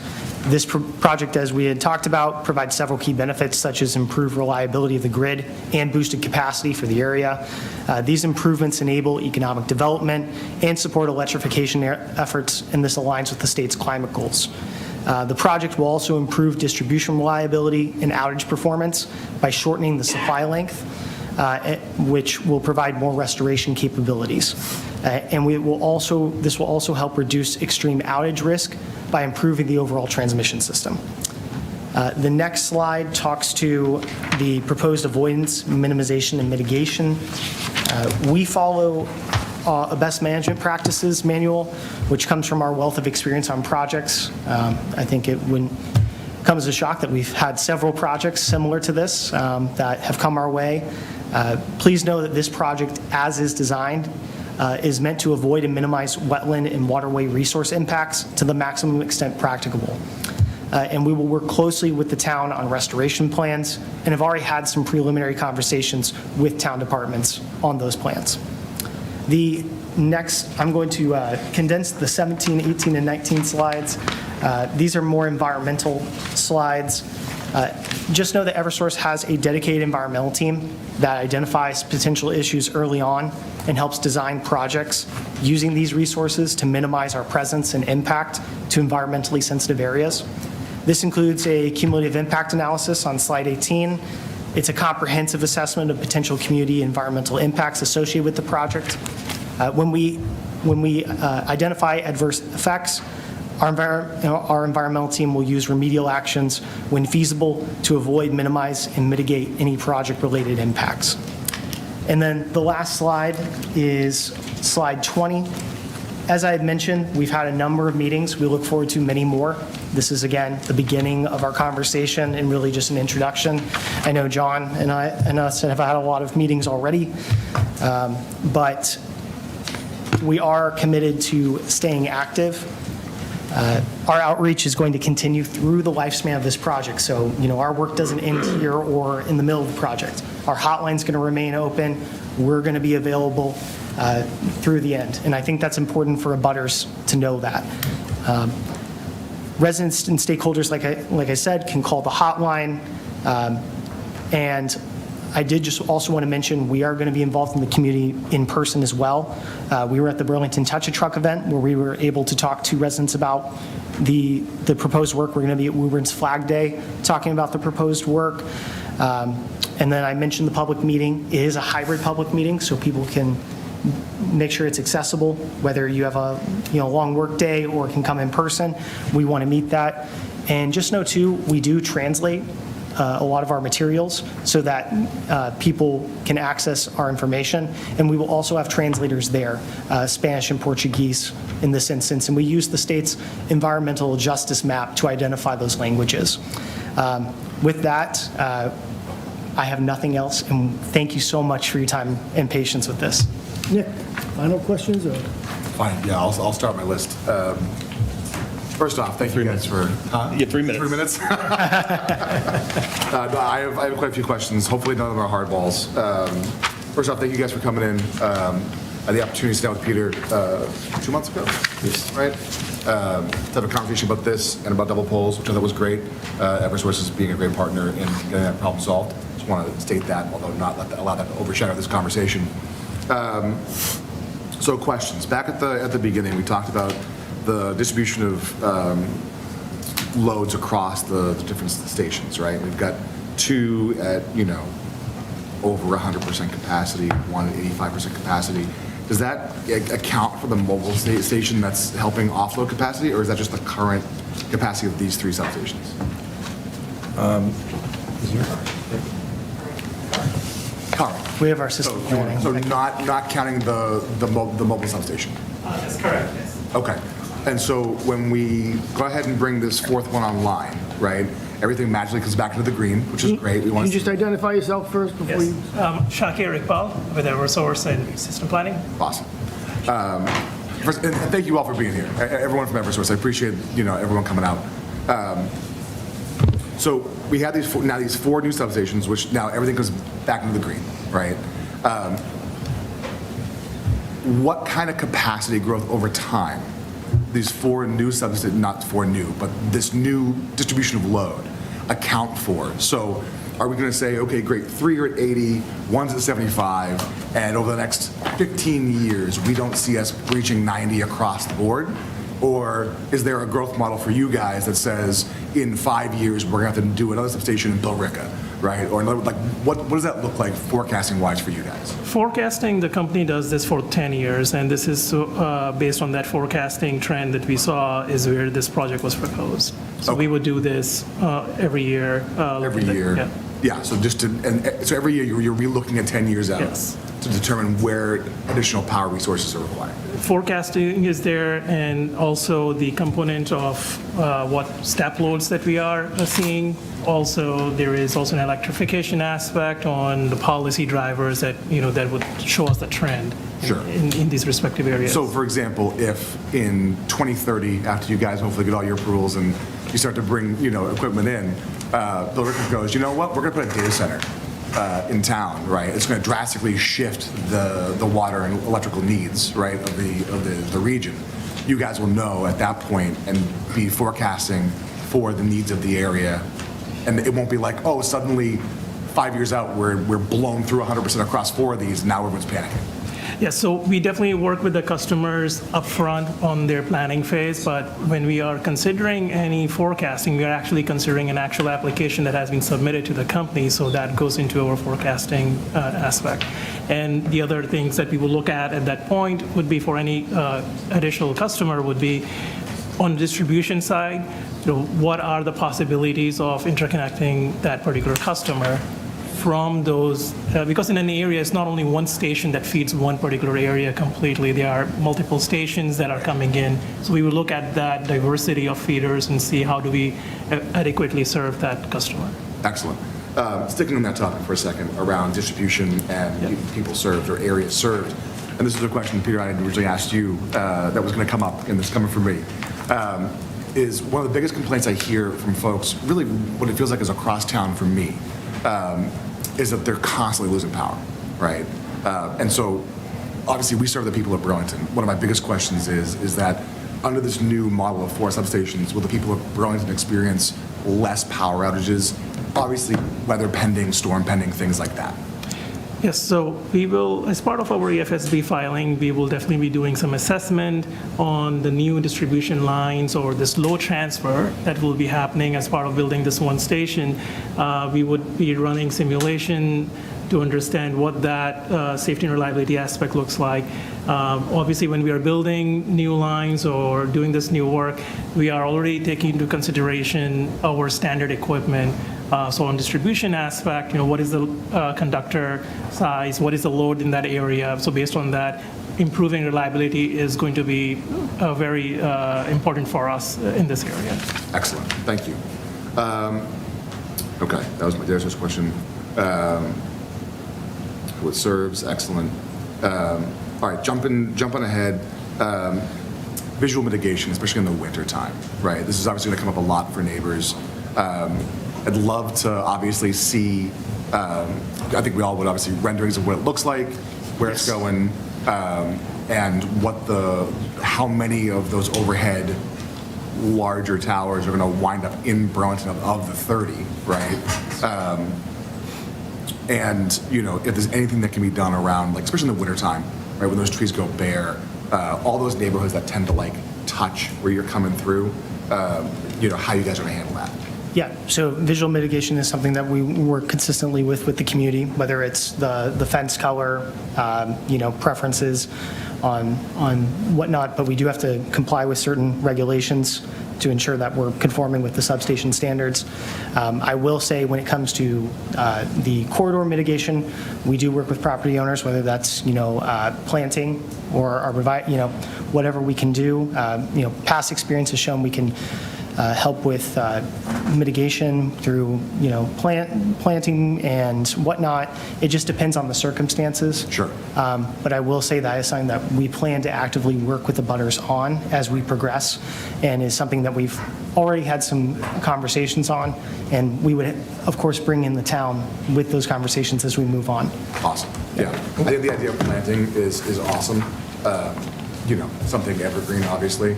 Because, yes, I completely get it. You're complying with the standards and regulations that are being put, forward in front of you. But I'm sure even in the wintertime, residents are going to go, it looks like a prison in the winter, right, with a fence around it or what have you. But to say, hey, we can toss up some evergreens along here, will make, I think, a big impact. Where feasible, of course. Sorry, was that? Where feasible. Of course. Yeah.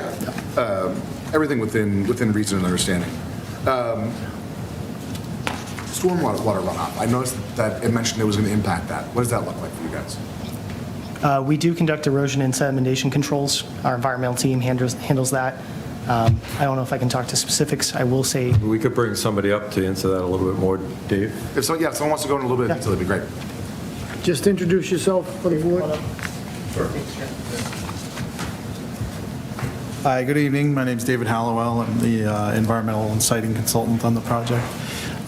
Yes, we're still working on the engineering design, but we are incorporating stormwater controls as part of the design. There's, as of right now, the substation site would incorporate a stormwater basin and then potentially some other stormwater controls. But we are working hydrologic analysis as we're going through the design. So. Okay, great. You still need a permit from conservation for stormwater too, right? You still need a local permit for stormwater? Yes, we would, and we expect that would all be part of the EFSB process. This is a new process. We're all kind of working our way through it, but the stormwater permit, along with the notice of intent, would be included in that package to EFSB ultimately for their approval, but we expect that the community would weigh in on it. And just a point of clarification, the same would be true for the grant of location. Right, yeah, very good, okay. Sorry, Mr. Chair. Can I just ask a follow-up to that specific question? So, there was a few points on slide 11 related to that kind of jumped out at me. Things like removal of 2+ acres of vegetation, changes to stormwater runoff, work proposed in wetland areas, priority habitat areas. So there's a lot there, and I know you do have to go for a permit from Conservation Commission, but have you already been in contact with our Conservation Department on this? Yes. That seems like a lot. Yes. That they're going to have to do. Yeah, we've had monthly meetings with the staff of the planning board, and the conservation agent has been included on those. She's been on some of the meetings, not every single one, but she is aware of the project. Great. That's all. Thank you. Yeah. And we do have to, as this process goes through, especially over the next few months, we'll be meeting with, different parts of the town of Brooklyn, like conservation, DPW, going more in depth on their particular areas of responsibility. Yeah, absolutely. And as long as the right folks are in the conversations on the road, that's fine. This is preliminary for us, new to us, so, obviously just a bunch of questions popping up. No, absolutely. Thank you. Maybe since you're up here, can you define what a burdened area is for me? Burdened area is identified through the Mass Enviro Screen. It's a new tool that's come out from the Office of help me with this. Office of Environmental Affairs, but the Environmental Justice, Office of Environmental Justice, EOJ. Thank you. So it's through the Mass Enviro Screen tool. It's a new tool that's been put out by the EFSB as part of this process. And it goes through essentially 30 different environmental factors. And it's based on health impacts, like general environmental impacts, and it kind of weighs all those factors in, and then gives it a score. Some of those factors being what? I'm sorry, what was that? Like, what would some of those factors be? Let me, bear with me 1 second. So it's, some of the factors, it's essentially summarized down to 2 categories, and that's pollution and climate burden, as well as pollution characteristics. I'd have to get you to break it down further than that. I'd have to get you some information. That's fine. I just wanted to kind of dig into a little bit. We've got more time to talk about this. Okay, and then to wrap things up here, hopefully 2 quick questions. I apologize, and I appreciate you guys. Okay. In terms of the neighborhoods that are going to be affected by most of the route that's going to hook up and around, right? When you're bringing equipment in, right? When you're bringing these 125-foot tall towers in, are you going to be coming in like off of Wynn Street? Is the goal to kind of come up and stay like basically in your right-of-way area? Or do you anticipate any needs where you're going to come through a neighborhood with some of this equipment? And that can be to anybody. We would access through any of the streets that are crossed by the right-of-way. We cross over, Locust Street is probably the first crossing of the overhead transmission line. Yep. And then actually, we've got quite a long stretch. And then it's Chestnut Street in Wilmington is the next one. And that's why I'm asking. Because Yeah. we only got Wynn Street and Locust. Yeah. The rest of the run in Burlington is no real access. And so that's why I was curious, is like, are you going to find yourself saying, well, geez, we can pop through here versus kind of come all the way up through, right? Because if you are, I would strongly suggest either notifying the abutters separately about that, or discussing on the 24th, or just making sure it's out in the open, right? Because it's one thing to be like, oh, a truck came through, right? Or there's some dust, right? Yeah. It's another thing to be like, oh, I can't get out of my driveway because it's a 125-foot tall tower down my street, right? And I think those are the kinds of things that are going to wind up getting us phone calls. I'm not saying that we don't want phone calls. I'm just saying that, like, I want to make sure it's all out in the open in terms of how we're delivering stuff to the site to get things done. So There's really no, we've looked at it for access. There's really no side streets where we could kind of come into the right-of-way. We have talked to the water department about possibly using their road that runs along Mill Pond. Yep. And that gives us access to the right-of-way. Okay. So that's probably how we'll end up accessing that long stretch. Yep. If you're familiar with it, there's a lot of topography in that stretch as well. there is. So. Yeah. And that's really why we're so committed to project engagement that Ian just kind of touched the surface on, and I know that Selectwoman Cawley was asking about. I mean, we need to engage with the neighbors as this whole process goes along. Like I said, our goal is to file in 2026, but this engagement process will be constant starting on June 24th. But then, to your point, if we suddenly say, hey, we didn't realize we needed to be here, and we do, then we're actively going to be micro-focused on project engagement and outreach on that. I believe it. No, it's a great point, and I just want to drive that point home also. Yeah, and I think to Joe's earlier point about, us possibly not even being the board when this project starts, right? I think that, like, that speaks to the idea that anyone who sits at this dais, as a member of this board, can't rubber stamp stuff, right? We have to ask the hard questions at every step along the way, right? So that no matter who takes the baton going forward, we're all in it together, right? And that's why I appreciate you guys being good partners and having this conversation early and often, and continuing it forward. My last question, Mr. Chairman, and I will shut up, I promise. The studies that you guys conduct, are they done in-house or by third-party folks? Any studies? So your environmental studies, your any studies that wind up getting produced, whether it's for your own sake or for the state's sake. Gentleman in back wants to answer. Who's doing them? Thank you. Probably a little bit of a mix. So I'll speak for the engineering analysis, mostly for transmission-related and distribution-related simulation. That is all done in-house, and we expect that to be done in-house. Sure, okay. I'll speak for the environmental, so it's usually through consultants. So wetlands delineations, any rare species work, that's through the consultants to the project myself. Okay, so, all right. Thank you, guys. Thank you. Thank you, Mr. Chairman. Thank you to all of you for coming in and explaining and working with us, and I appreciate you taking the time. I know it's going to be a long process. And again, I'm not familiar with a lot of this, so apologies if this is elementary questions, but are you seeing this a lot? How common is it for communities to get new substations? I know it would vary from, how the population is and the amount of commercial businesses. With the proliferation of AI and data centers, are we going to be seeing this more often? And is this kind of going to be the wave of the future for us? We can only go off the forecast with our system planning goes off of.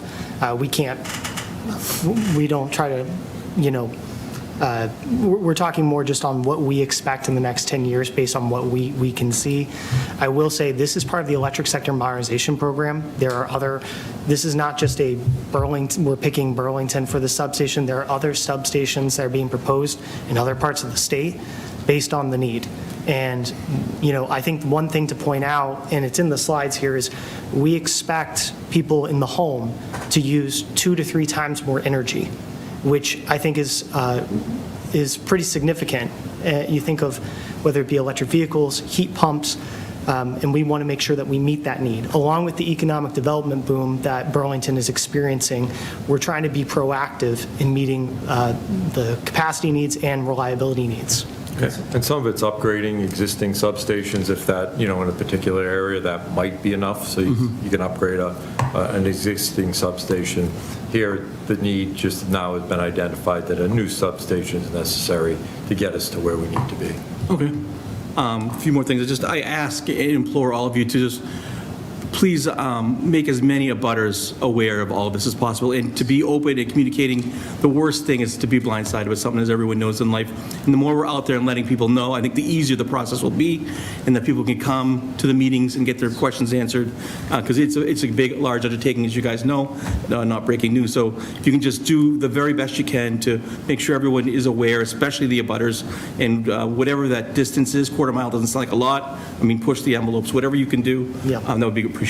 Yeah, our department is holistically committed to abutters. Awesome. And I will say, it's not just that we're having public meetings. You know, we will be hosting sessions at the public library so that people have in-person opportunities with me to talk about the project, along with the hotline. So, and then also the project website is available for them. Again, this is really just the beginning of these conversations, and we look forward to hearing more feedback from the community and, you know, implementing it into the project where feasible. And how would people know about those, like the library session? That sounds like a great idea. Yeah, we didn't know about this meeting, and it's 2 weeks away. Yeah. How do people know? Yeah, so great question. The June 24th public meeting, we sent out a letter in the mail, and we did send a notice, we did send a copy to the town staff. That's sent out to the abutters list in the area. We will also do door drops. We will contact local media to get the word out. We also have our project website that helps with that. We try to get on the newsletter for the town. You know, with my experience, we have not just done the public meetings. We have also had those library sessions that I've done. I also meet with the abutters virtually if they need. You know, based on a hotline request. And that's all while we're also meeting with community-based organizations and businesses in the area. So it's not just abutters that are residents, it's also the businesses and, you know, people that are impacted by our work in the streets or visual impacts as well. Okay, yeah, just with all that, I'm a little surprised by that. I was thinking a little bit surprised by this. And, I mean, if we're out there letting people know, we're the ones that get the calls. Right. So we would have heard about it, and we haven't heard a peep about it. So hopefully, people are either happy with it or don't, or maybe they don't know. Yeah. Last question, I know the answer to this, but I got to ask. Any impact on rates if you improve the capacity and the efficiency of the system? And I know the answer to this, but I want to ask it anyway. I mean, there's obviously been a lot of sensitivity over rates over the, the last year or so, and so we recognize this. But this will be, a substation, and the network we talked about will be incorporated into our overall rate structure. Last question. Thank you again for your attendance and your sharing all this information. What time on the 24th? Yeah, 6 to 8 p.m. We have a presentation starting at 6:30. And it's a virtual meeting? It's a hybrid meeting. Hybrid meeting, and how would we get the link? Yes, so the link is on the invite that we sent out. It's also going to be on our website, so people can, when they get the letter that's sent through the abutters list, people can click on the link. They can actually scan a QR code, and they can get there. Also, the project website's going to have that, and we will publicize that in the town newsletter and local media where we can. And we'll make sure we send you all an email tomorrow with, with anything that you don't already have electronically, like the letter. It sounds like maybe we didn't, that isn't here in your inbox, but we'll make sure we get that out to you. We ask you to, help us promote that because we want that. And obviously, if you see any gaps in how we're communicating, we want to take that feedback because we want to get it out to the community. We want to talk to people, and we want it to be active engagement. So, And that's eversource.com where you can find all of this? Yes, yes. Thank you very much. Thank you. Sarah? Thank you, Mr. Chair, and thank you all for coming in and for providing all this information. It is a lot of information to absorb, and as somebody who doesn't really know a lot about this, it's going to take some time to understand what's going on, but this rendering is very helpful. Also, I know the website has been mentioned a few times, and I found that to be extremely helpful. I think I just Googled it. I just Googled Burlington Eversource substation, and it popped up. I also went to our website, and I searched literally just Eversource, and it popped up. The planning department actually has it under their page, so I don't know if that's something that we want to add to the select board side. It is a very helpful website. It has, the project background, fact sheets. It has everything that you've done so far in terms of community engagement, and then it has really easy ways to give feedback. So like a link, and it will be sent to you. So I know it's been mentioned a few times. I found it very helpful, and if anybody wants to learn more about this project, that is out there, and I assume it's going to be constantly updated with new data and information as you keep coming to meetings like this. Yep.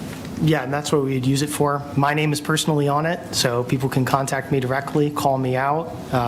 So my name's nice and short, so people hopefully will remember it. And what we have done in other communities on different projects is we make sure we really do get linked in well with the communications director. I think you had said Laura, and make sure that if there's newsletters, things like that, that our updates are linked to those, to the town's updates, and that way we get a better, a better connection. And if I could just make a comment on the renderings, so we just passed out the renderings. We'll get those through John electronically so that you have those, and that just gives you a general sense of the look, and those will continue to develop, and we'll have additional renderings.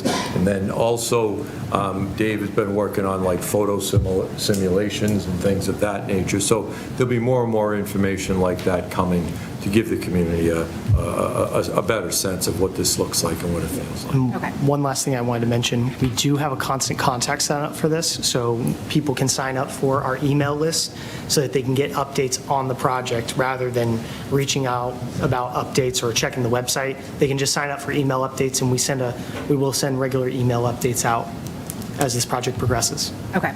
And I just, a lot of my questions have been answered. I just have a couple of more about the mitigation. It's been talked about, visual mitigation. Is there any noise that comes from this substation? The construction noise itself, are you talking about the I'm talking more like operationally, once it's up and running, is there any sort of hum, any kind of noise coming from it? Not significant. I mean, I don't know if you wanted to talk to it. Dave? Sure.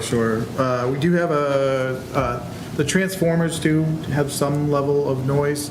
It is fairly low, but we do have a noise consultant on the project, and we are doing an analysis as things progress. So we've collected some background information on the existing noise, and then as we get more details on the transformers and other equipment within the substation, we'll model the noise and also any mitigation that we might get from the fencing around it. That all gets included in it, and that'll be part of our filing to the EFSB as well. Okay. And then, question on the access road from Wynn Street. Assuming that's going to be newly constructed, that's not existing. There is an existing access road. Oh, there is? Yes. Is it paved? No. Is it going to be? We're in the process of kind of designing that and trying to figure out what the next steps are for that. So there is a gravel road there now. We are kind of working through the engineering and kind of next steps for that road. There's still some things we're trying to figure out with that. Okay, and how frequently would that site be accessed via the access road? And once the substation's up and running, it's not a manned substation. Construction, obviously, there's going to be construction activity as in any, construction project. But once the substation's up and running, it'll be minimal because it's not a manned substation. It's not a manned building where employees would be coming and going every day or anything like that. So it's not necessarily a road that would need to be maintained or plowed? Well, we would need access to it, and as Dave said, we're still trying to work through some details around that, and so that's still, part of the project that's in flux at the moment. Okay. Yeah, I don't have any other questions. I do just want to sort of differentiate between, I know there's been a lot of public discourse on data centers, AI data centers, and I do want to just make it known that this is not that. This is sort of just basic electrical infrastructure. We're not putting in a data center in Burlington. So just so people aren't, don't freak out about that. I'm in support of this. I do appreciate all the transparency around this and all the information sharing, and I do feel like you guys are being very proactive about that, so I appreciate it. And I don't have any other questions now, though I'm sure I will. Joe, anything? Yeah, thank you. Yeah, I'm going to make just a quick comment, but for your, when you go by the Legion, you take, there's a right, get onto that little dirt road. Yep. You can see it. When you go in there, you get through a set of trees, and then on the right-hand side, left-hand side, it's all gravel. It goes, one goes up the hill, one goes down, and then it gets up to the top, and it goes off to the right again, and then it goes around right where they're going to put this substation.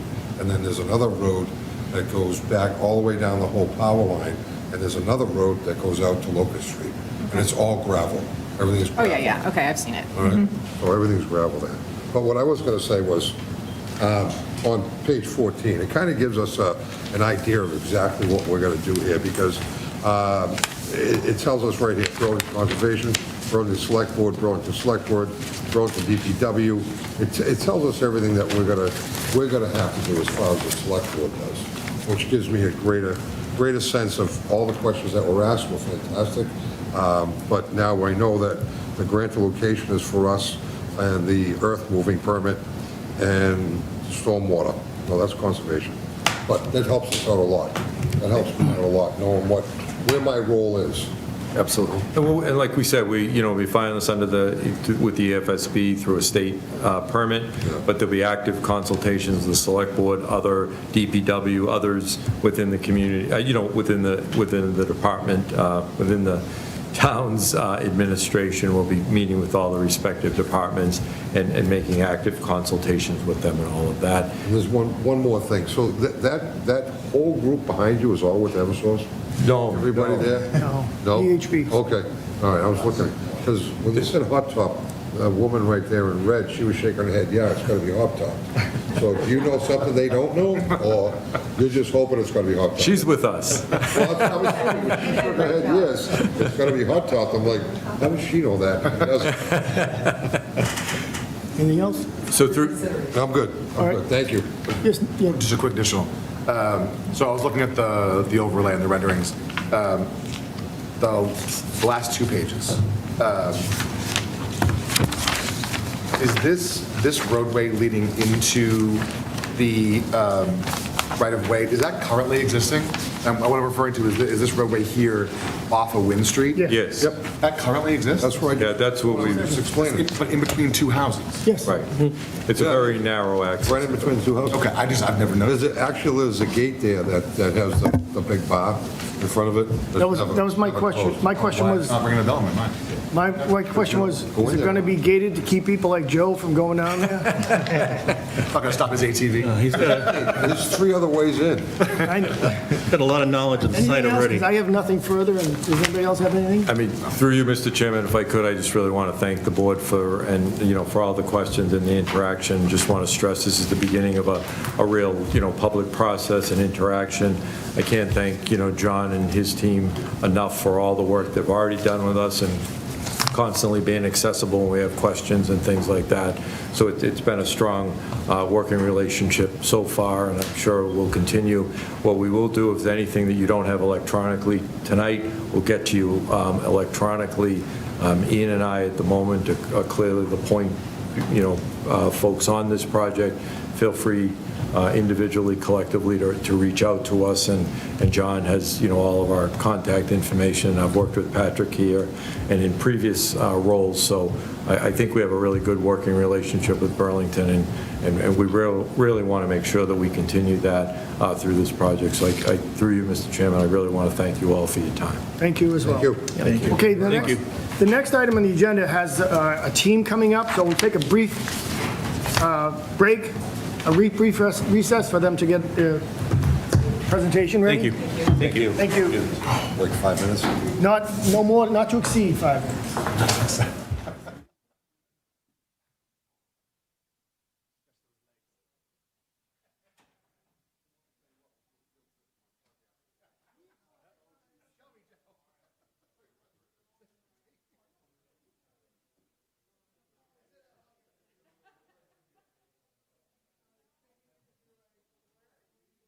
All right, now that we're back.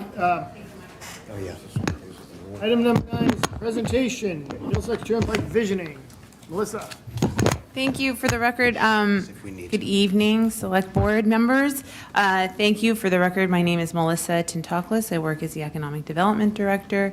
And this evening, we have on the agenda the Middlesex Turnpike Vision Plan. As you may recall, the town received a MassWorks grant for $1 million to look at this corridor, Mall Road and Middlesex Turnpike, to really imagine how this roadway can work and operate in the future as land use changes, and as we look at the public realm and this corridor that sees over almost 25,000 cars every day as a way to really remain competitive. It's a real competitiveness strategy for Burlington as you look at enhancing the public infrastructure. Much like looking at utilities, just previously with energy, we are looking at our roadway and transportation infrastructure. And we have on board tonight our VHB team. They have provided the materials before you. They did an extended presentation for anyone who's interested. It is online.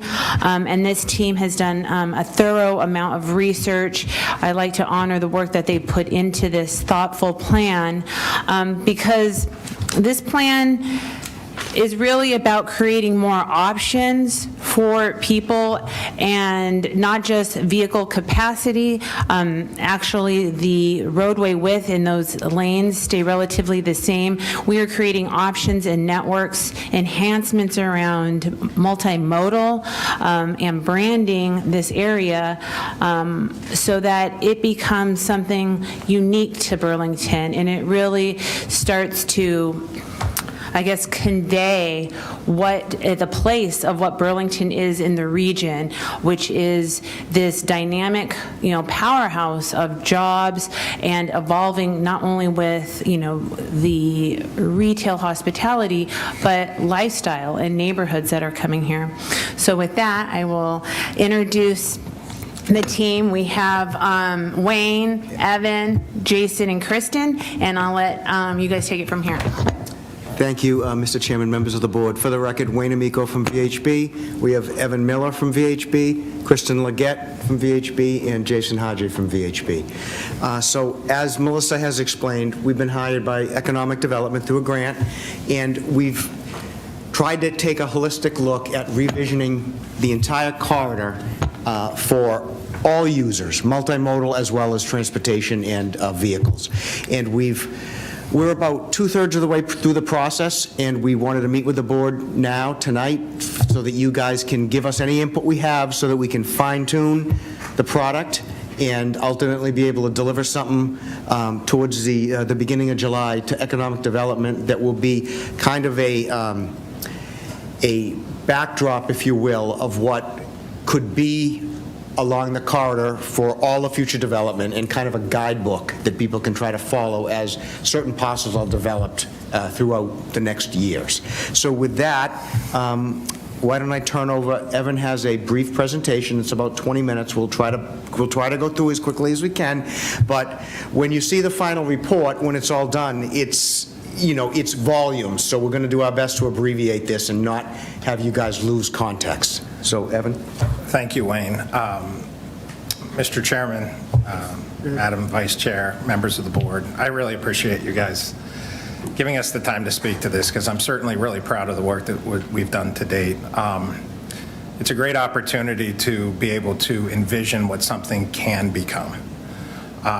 You have an amazing corridor out there, and so I would ask you to put on your 10, 15, 20 years in the future hat, because our job was to sort of inventory what you already have identify what's working, identify what could be improved, and then start to build a framework to give you power as things come through to hopefully achieve that vision.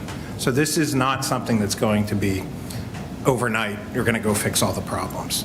This is a compilation of a lot of strategies that we're going to try and put in place to helpfully get you where we think would be a better corridor, like Melissa said, to provide a unique identity for what Middlesex Turnpike is.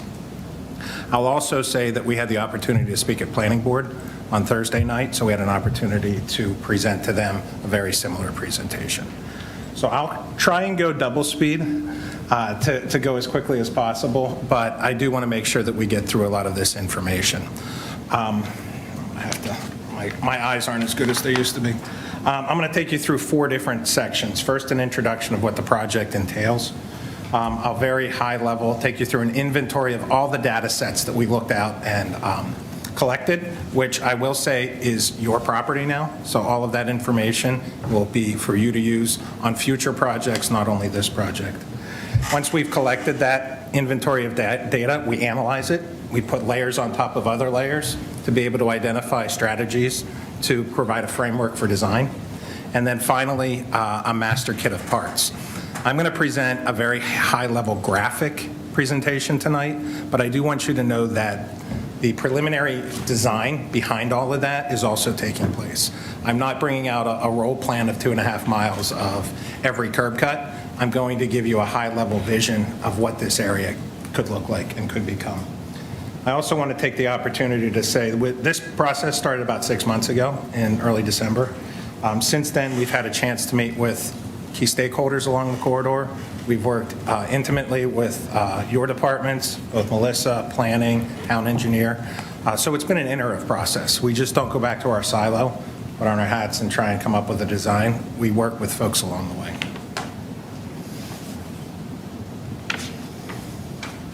So at the highest level, we're looking at approximately 2.5 miles from Bedford Street. Let's see, did this go? There we go. From Bedford Street at the north, near the Sun campus. Whoops. Sorry, I'll get a hold of this. This is going to be a problem. There we go. Moving southward down to Adams Street.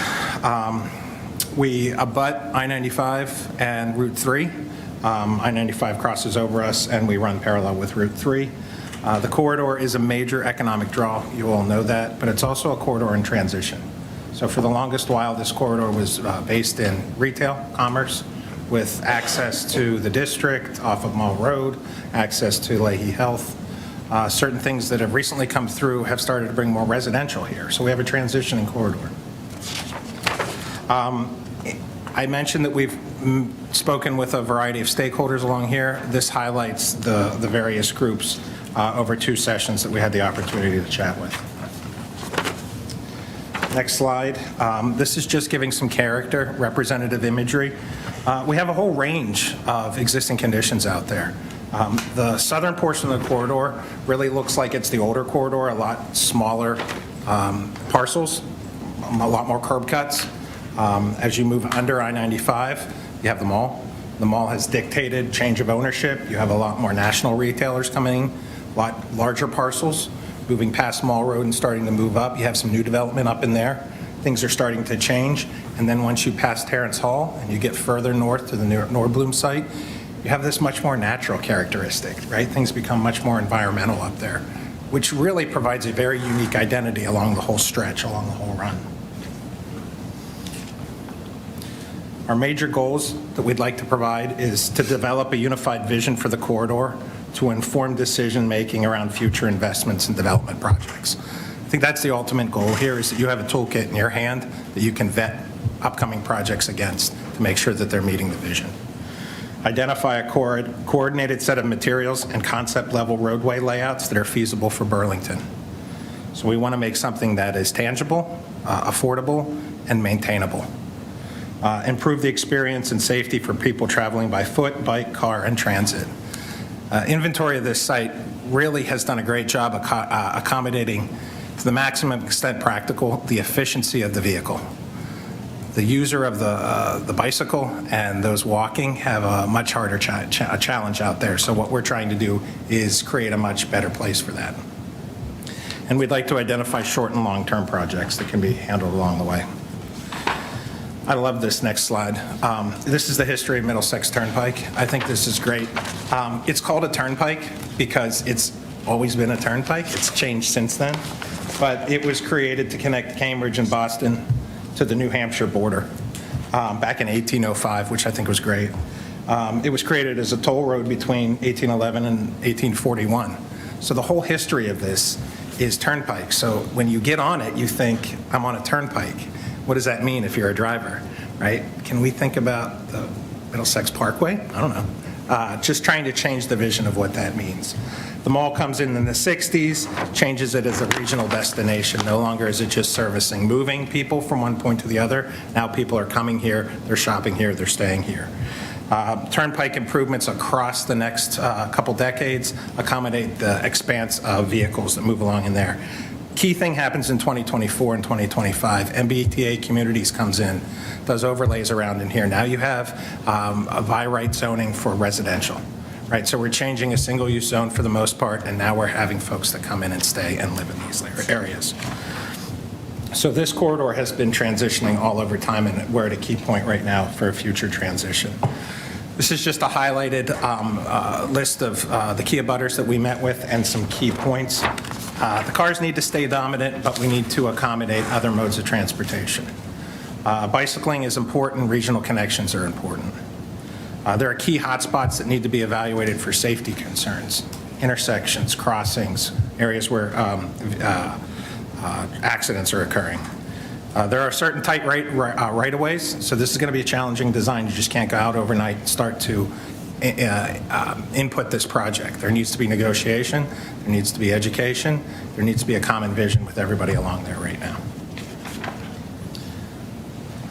We have land use and overlay development. So the good thing is the majority of the area has a very good under-base zoning to accommodate improvements along in here.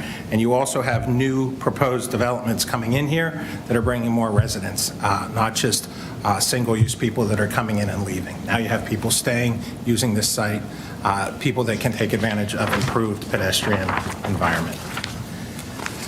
Great slide, the environmental overview of this slide. What makes this different than any other corridor, commercial corridor in the Commonwealth? Well, you have some really great topography on the western side and some exposed ledge. And the original trace of the turnpike was right at the bottom of the hill, right before you get into the wetlands. Right, so there's something very unique about that. You have some large wetlands on the eastern side. Vine Brook comes through there. Great Meadow Swamp is on that side. It's those sorts of things that make this unique, and those sorts of things that can be played up through our design. We're really thinking about not just attaching a sidewalk to a back of curb, but making this a sense of place and giving it an identity to Burlington, and we really feel that the environmental aspects underlying can help do that. To show some of those areas, I've got some precedent imagery, just the various detention areas, wetlands, forested lands, and views from the bridges on Vine Brook. So you do think of this in your mind as a very auto-dominated corridor, but there are spots of natural condition that can be played up and enhanced to be able to connect folks back to nature. The next slide is just some landscape inventory. There's a whole great array of landscape. Even where it's challenging to be able to bring landscape in, I think folks have done a really good job. The Third Ave development has given a great precedent for what could be. They've got some great paver work and street trees, street lighting. I love the site photo 4. Not only cars are out here, but we got Canadian geese out here too, right? So it's natural. We've got fauna out there that is, when you think about the corridor, you might not necessarily realize. The transit network, I think, is something else important. You have a robust transit network that currently exists, so everybody that uses that transit network is a new person entering Burlington, and they're coming off the bus. And what is their experience when they get off at a bus stop? Are they coming out to a paved sidewalk? Are they coming out to a sidewalk that has a utility box in the middle of it, or potentially a fire hydrant or a power pole? So we have to look about that. We have to consider where these utilities are going, and we have to plan for it because we've got a variety of users, both in the car and in the vehicle, that move along this corridor. We did inventory on crash ratings. You can see a majority of them happen between Mall Road and then towards the south down at Adams Street. Condensed corridor, a lot of curb cuts, a lot of intersections. We have our traffic folks looking at the corridor itself, the lane work, and to see if there's any efficiencies. But also bringing in different cues to the pedestrian and the vehicle about where intersections occur, and controlling where people cross the street is just going to be as important as how you move people along the street. We're taking all that into consideration as we move forward. Melissa mentioned the traffic volumes that we have along in here right now. 19,000 vehicles per day are moving north of Middlesex Turnpike Extension, and 25,000 are south of Wheeler Road. You guys have a great corridor that brings people along in here. Take advantage of the volume of people. You've got a wonderful asset. So what we're trying to do is layer on additional things that make it unique and draw other people into this area. So we do realize that the peak volumes are happening early in the morning into late in the evening, which in the wintertime means dark. So we need to consider lighting, improved lighting, not just for the vehicle, but also for the pedestrians. So you'll see some photos and some imagery in the future about what we're trying to do for that as well. We've had folks out here mapping pedestrian volumes. You can see it's not just folks walking, but we've got folks, 700 pedestrians over the course of the week in the summertime. It doesn't go away in the wintertime. We still have almost 300 people, right? So 12 months out of the year, there are people using this corridor. Bicycles, buses, total vehicle trips across here. You have a robust, active group of people using this corridor outside of the cars. What we're trying to do is plan for it, vision for it, and design for it. There are some existing signage and infrastructure right now, but it's a little bit Frankenstein. Things just end up where they end up. There's a road widening. Well, we got to put a fire hydrant in here. Well, we don't have any right of way. We'll put it in the sidewalk. What we're going to try and do is give you a kit of parts that locates those for all future projects. Let's identify an area where that zone could occur, where we can safely move pedestrians, and where we can have street trees and site furnishings and different things like that. So that was the inventory. Very quickly, I'll move through the analysis. What we noticed by doing our inventory are there are 4 major zones. There's a zone just at the far south from Adams Street to 95. It's dictated by, like I said, condensed ownership, lots of curb cuts, very condensed right-of-way. We'll design one way for that. Zone 2 is from 95 to Mall Road. Big parcels, lots of movement, divided highway, lack of sidewalk. Well, let's identify that and design that for some way. Zone 3 is Burlington Mall Road up to Terrence Hall and the extension. Got a great amount of natural resources on one side of that. That's where the swamp is, the Great Meadow wetlands. Let's see if we can take advantage of that. Now you got some new construction on the other side. How can we embrace that? But very distinct character difference from Zone 2 and Zone 1. And then finally, Zone 4, it's your most environmental aspect. It's your big space. All right, how can we change the design to accommodate that and make it unique? Land use and development also responds to that. So we've overlaid those various zones on top of that, which gives us opportunities that can identify the fact that this corridor has been going through change since its existence. And now we have an opportunity to move from a standard industrial and commercial zone to a mixed-use development, something that's very different than it's ever been. Many of the abutters strive for a pedestrian-friendly corridor, so how can we deliver that to those that are interested in living in that type of opportunity? The environmental analysis, like I've said before, we have wetlands on the eastern side, we have ledge and slope on the western side. Those are very unique defining corridors. How can we tie both sides together? Sometimes it's the same look, sometimes it's different, and it responds to the uniqueness of either side. Transportation analysis, what we realized is there's a really unclear lack of defined crossings, where people can cross and where people can come out and the timing of intersections. So We're looking at signal timing. We're looking at coming up with a framework or a plan that could safely move people from one side to the next in a logical pattern, so it reduces the amount of accidents. I'll also say this very quickly. Landscape design is also a great key function to help provide legibility to the corridor. If you have a rhythm of street trees that moves from corridor to corridor and then changes at an intersection, people unconsciously realize that there's a change in pattern and they change their behavior, right? So we're using landscape design on top of all of this to be able to help reinforce the safety strategies that we're trying to come up in this vision plan. The streetscape experiential analysis, what we've really identified is there's a lack of sidewalk on the eastern side. So we really want to try and play that up. It's going to be challenging in some ways.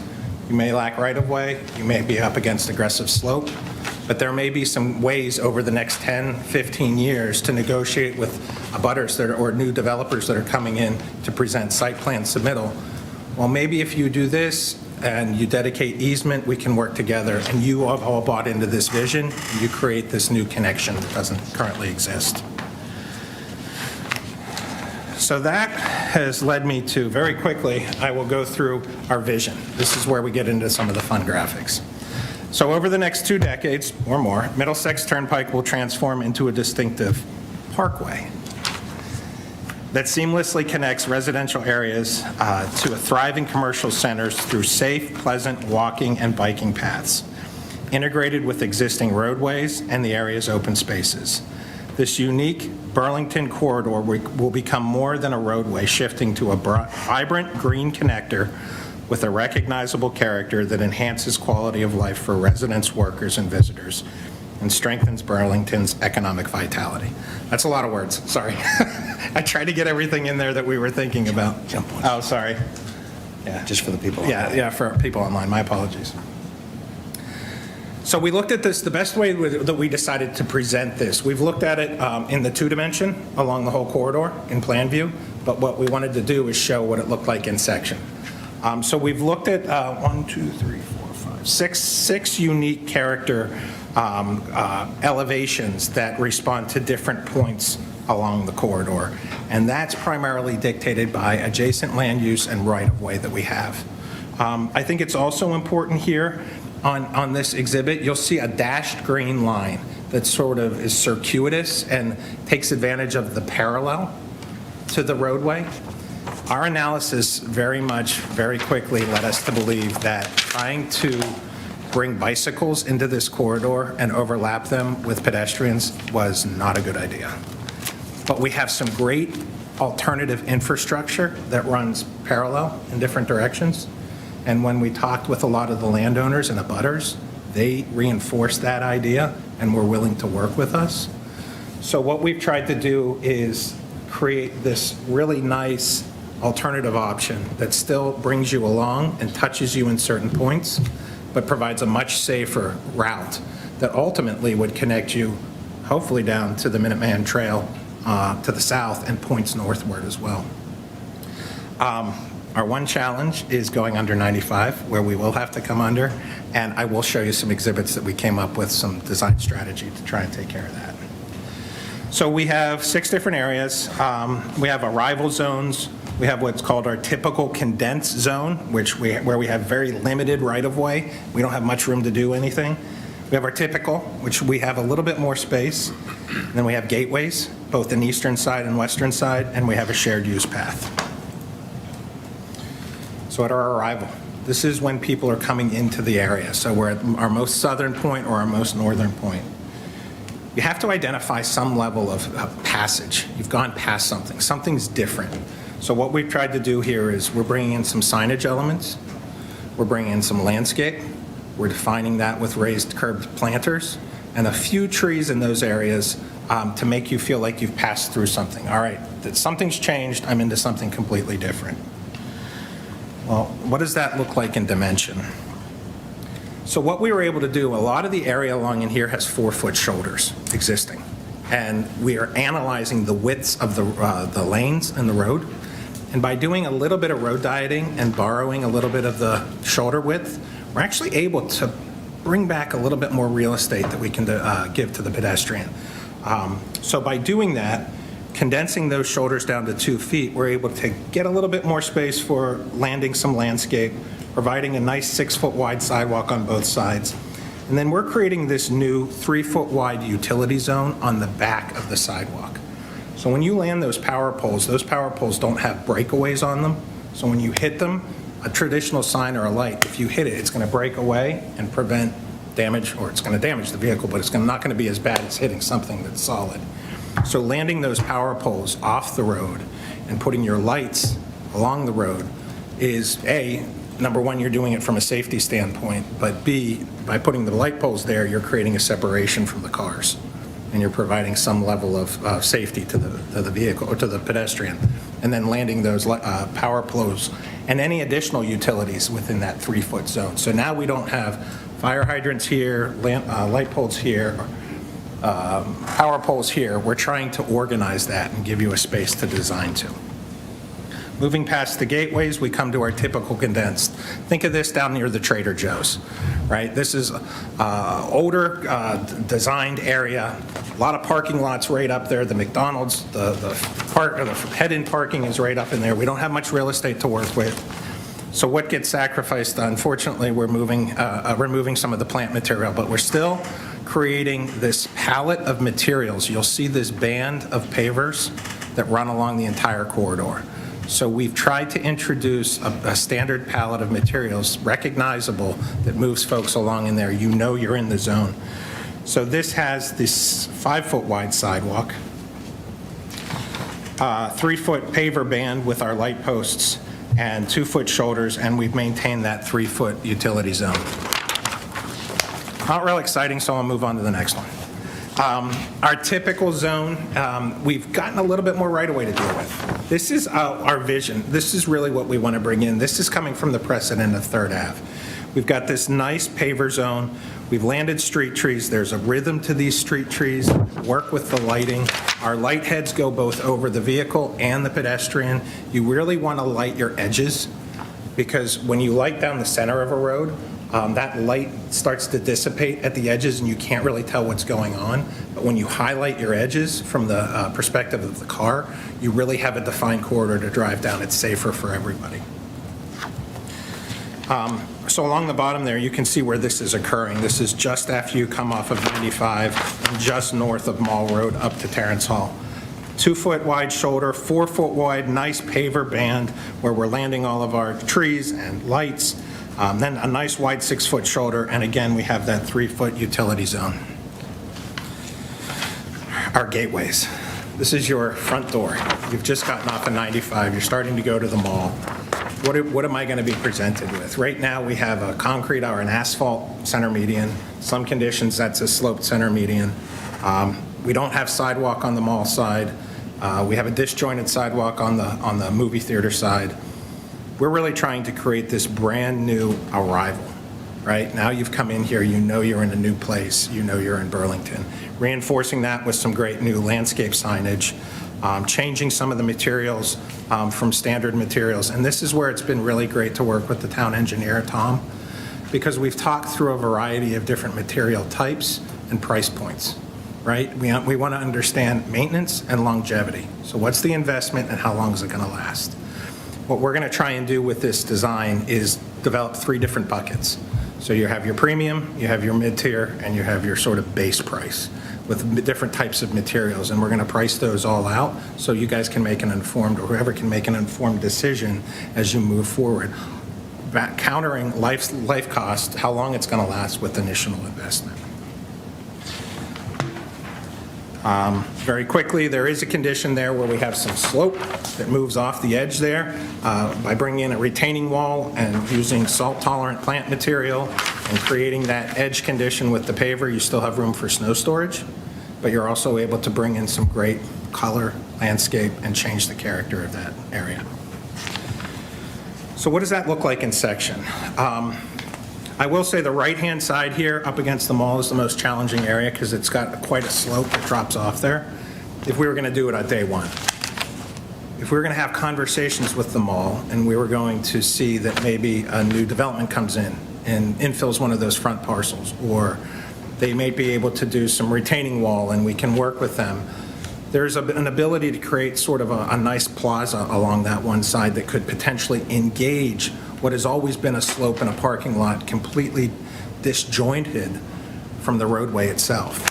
I think designs like this encourage building up against the roadway. It brings activity to the roadway. It slows cars down because now there are people using that. It's designs like this where the sidewalk has always been a checked box in the after. We widen the roadway. Well, we need a sidewalk. Check the box, we put a sidewalk in. Design the sidewalk and then let the design around it respond to it, or the development. So that's what we're trying to do here. On the western side, we've got some ledge that we're dealing with as it goes up to the movie theater, but with this design, I think we can work through that and work within that to be able to continue to create a great area. And then finally, as you move south, or north, past, in front of the Blue Sky campus, this is where it's completely opened up and we have a completely different characteristic of what this area looks like. So let's change what the sidewalk looks like. Let's make something that looks more like a mixed-use trail, something 10-foot wide that you can have bikes and people on, that on the one side you may be near wetlands. So maybe it's wetland permitting a boardwalk, and then you have boardwalk through the wetlands, and then you have trail on terra firma or solid ground. And you have this whole new experience that takes people into an area that forever was the back door, and people didn't look or know what a wetland was doing. Now you have the opportunity to embed people and say, you know, this is mitigating X number of gallons into the aquifer before it gets into the drinking water. Like, this is a functioning environment that we should play up. So trying to do that on that. The other great thing is then you can connect it back around to the neighborhoods that live up in there. And all of a sudden, that the people that are seeing all these improvements along Middlesex Turnpike have this connected loop that they can use. And it's not just about the businesses or the people that live there, but now it's a bigger picture that engages a larger a populace of people. This is a section that just shows we're still trying to borrow from the roadway, 8 foot off of the edge of curb, 10 foot wide now, larger path, and a 3-foot utility zone. This is blurred out because it's going like this, which is why it's so blurry, and it's showing an elevation, not necessarily a section. I did say there is a challenge point underneath 95 to be able to bikes down. We've seen precedent in other areas where by lifting the grade and building into the bridge abutment, you're actually able to gain real estate. And by doing that, by still maintaining your clearance from the abutment above, you can get almost a 14-foot wide path, which is a 10-foot wide path with 2 foot on either side from, so you wouldn't hit anything. And now you have a complete bike path that goes down there. We can bring people down out of behind the Barnes & Noble, down by raising grade underneath the bridge, up past the Best Buy and into the Gutierrez property, again, taking advantage of the parallels that we talked about earlier on for bike path. So these are just a couple images about what that could potentially look like. We're offset from our curb line. Below, we're lifting grade. We're putting on a railing. We have a 10-foot wide path. We have 2-foot wide buffers on either side to be able to provide a nice 14-foot wide section, all while maintaining 10 feet be under the, and that was all done by preliminary numbers that we have for grade elevations. So conceptually at this point, obviously further design is going to be needed. We got to know what that bridge abutment looks like, but at the highest level, we conceptually think it can work. The next thing is intersections. So we've looked at what the corridor looks like, but now there's also a hierarchy of intersections. This would be an example of a tier 1 intersection. We've got intersections and materiality that plays into our corridor design. Tier 2 intersection starts to break that down a little bit, and we have a different look there, but it's still that same palette of materials. Everything's legible along the corridor. Next slide is about impact, and we've only got a few left, so thank you, bear with me. What I really wanted to do is provide an understanding of how much impact will it take to execute something like this. Some areas are going to be very easy, they're highlighted in yellow. Some will require some dedicated private parking or adjustment to circulation and amenities, or we may have some significant slopes, they're identified as medium impact. Other ones are going to be a little bit more extensive. But what we wanted to do is at least provide you with a playbook and an understanding of full impact as you move forward with this. And then I don't think any quality design would be good without branding and reinforcement of what it means to have arrived in Burlington. So we've just come up with a very high-level wayfinding and signage package to help brand the corridor. Long linear wayfinding or entry-level signage, landscape welcome signage, high pillar welcome gateway signage, directional and bicycle signage, also to take people in different directions. And then the last one is my favorite, character and identifier signage. Let's use signage to talk about what makes this area unique. Let's talk about the environmental. Let's talk about the slope. Let's talk about the history. Let's have something within our signage package that gives those that walk along here an understanding of what it means to be here and why that's important. So with that,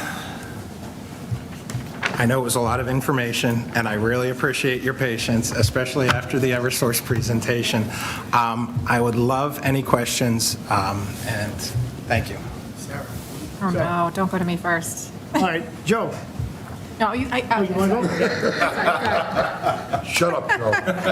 Sorry, I have a lot of thoughts, and they're kind of all over the place, so I will do my best. Sure. And try to be concise, because I know we want to get out of here. But I just want to say I watched the video that you provided. It was really helpful, as well as the presentation tonight. And, you know, getting the overall vision and the thinking behind the framework. I will say one thing I appreciate is that you broke up Middlesex Turnpike into smaller, sort of recognizable chunks, and I think they are recognizable to us, Yes. people who live here and drive that road frequently. It makes sense to us, and it actually made the vision feel more doable, I guess, when you break it up that way. And I guess, to me, this is sort of like a vision for the town or for that area of town. That area is our bread and butter. It's our economic engine, and it's continuing to evolve. And this framework gives the town and developers a guide for how we want to see that growth occur. I really see it being able to help future development decisions rather than addressing things one at a time and piecemeal. You know, if we had something like this in place when we were going through the development agreement with Nordblum at 129, 131, that would have really helped guide the process. And man, that was a brutal process. So something like this is I see critical to the evolving of that area. So, and obviously, with such a big vision and framework, the big question is how do we implement it and how do we fund it? And you know, that's a huge question. It's a huge challenge, and it's the next thing. But and I feel like funding will ultimately come from, you know, a mix of town, of developer contributions, of grants, hoping, and it's going to be slow. It's going to be gradual, but we don't get there without this step, without having this clear vision. You know, without it, we have what we got, which is piecemeal sidewalks that nobody wants to walk on. And, you know, we get more of a cohesive and inviting corridor. So that's my spiel. I really, really, really love this. Some little things that I really appreciated. I love that the environmental features of that area, which I think were in the past seen as hindrances, were viewed as more of opportunities to be incorporated. I love the signage and the branding aspect coming off of 128 onto Middlesex Turnpike right now is not super welcoming or inviting. So I would love to see something like that. And I feel like that is something that is not a huge lift, maybe, you know, we could, that's something sort of achievable. And I love that you really put a lot of thought into all modes of transportation. And you can see that in the conclusion that you came to when you said that pedestrians and bikers would probably not be good to have together in that area, and you really put thought into an alternate plan, a different pathway for bikers, which I think both pedestrians and bikers and cars would probably all appreciate. Love the raised sidewalk under the overpass. That's an area that we've taken a hard look at in recent months with, you know, the Summit Drive developments that we were talking about. How do people walk there under that overpass? So that was really cool to see. So just everything seemed very thoughtful and logical, and yes, ultimately logistically and fiscally difficult to implement, but I can see the vision. I did have a couple of questions. One thing I wasn't super clear on is the crossing aspect. That has been a challenge. Just getting from basically the movie theater to the mall, or Barnes and Noble to the mall, or on the other side, from Trader Joe's to Summit Drive, that kind of thing. What was your vision for that? So I went over it fairly quickly towards the end, but the intersection improvements, by playing up, clearly identifying different materiality in the crosswalks or different materiality inside the intersection at large, providing a hierarchy to the intersections. The intersection at Mall Road and Middlesex Turnpike is really your heart and should have the highest level of detailing. And then as you move outward from that in different areas, those elements should be retained and be logical. So when a car comes up, it knows, oh, this is what the crosswalk looked like before. This is the logical, both for the car and the pedestrian, right? So I have a clear delineation of where I need to go. The two intersections that we did show in here, one is at Mall Road and Middlesex Turnpike, and the other is at South Street. So the two areas that you talked about. So go back real quick. So this is at South and going into the mall entrance.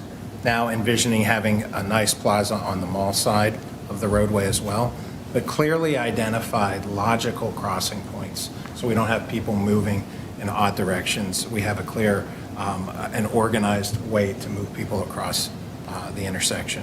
And then this is at Mall Road and Middlesex Turnpike, sort of that heart.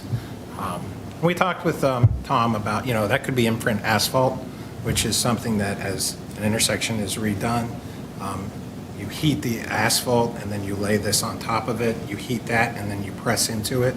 And if you need to do utility work, you can go back, cut it in, and then you put two by two panels back on top of that and you reapply it, right? So that's an option. You could paint it. Well, it's not going to last as long, but it's going to be cheaper. Or you could do it in pavers, right? That's probably your highest end, and that's like gold-plated intersections. But there are options, right? So there are options. But Madam Vice Chair, I think it's really about legibility and providing clear direction on where things should be and where things should occur, which isn't necessarily there now. Okay, and I just want to make it clear, just came to mind when I was looking at this, that I think when we talk about multimodal and making it easier for pedestrians and bikers, people think we're taking away lanes and we're putting in bike lanes. That's not happening. It's the same amount of lanes that are there now. Correct. I will say, which came from one of our traffic engineers, which I thought was a great suggestion. So in this, she was able to tighten up the radiuses at the intersections to pinch down the vehicles moving along the corridor, but make them mountable. So having a materiality change so it's not asphalt, so when a truck drives around it, it can still make that radius that it needs to. But from the perspective of the driver, it feels a little bit narrower, reducing speeds, improving safety, dedicating area back to the pedestrians. So little tweaks like that within the design of this, the full design, can also reinforce those things while not losing the efficiency of the vehicle and the travel, because we all know that that's a headache out there. Right. And then last question, when we're talking about funding, is I'm wondering, and I'm not sure who this is a question for, but would a set of existing guidelines like this help when applying for grants for funding this kind of construction or design, or? So having, if John wants to comment, he can. But having these concept plans done at the conclusion of this project, right, that's going to give you guys a good basis and a heads up on a lot of people when you're applying for grants. If you've already got a vision, you've already got conceptual design. And data. And data backing up that conceptual design. I don't know if John wants to add anything, but. And I'm assuming, do those kinds of grants exist? John, just identify yourself. Yeah, John Strauss, Precinct 4, and I represent Burlington and the North Suburban Planning Council on the Boston area Massachusetts Planning Organization. And last Thursday, we had the privilege of voting and approving the project for Route 3, Cambridge Street, and the South Bedford Street intersection improvements. So that's going to go forward. I know that intersection has been quite a stickler for a lot of people. And what these fellows are talking about here, because there's now a renewed focus on Vision Zero within the Boston MPO, the exact things that you were just looking at are the things that attract... Sean, can you come a little closer to the mic? Can you speak into the microphone? Oh, sorry, yeah, sorry. And as I was, oh, that's, boy, wow. Anyway, the things that these fellows are showing in these drawings right now are the things that attract the funding and the attention of Vision Zero and also the rest of the Metropolitan Planning Organization and their overall focus on pedestrian safety. We can win a Vision Zero at some other time, but these are the kinds of plans that as again I say, will attract the funding that are going to help this project come to life.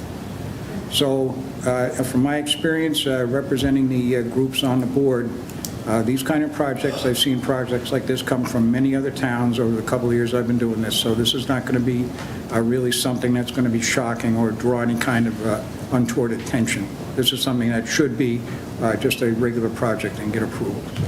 Melissa, did you have something?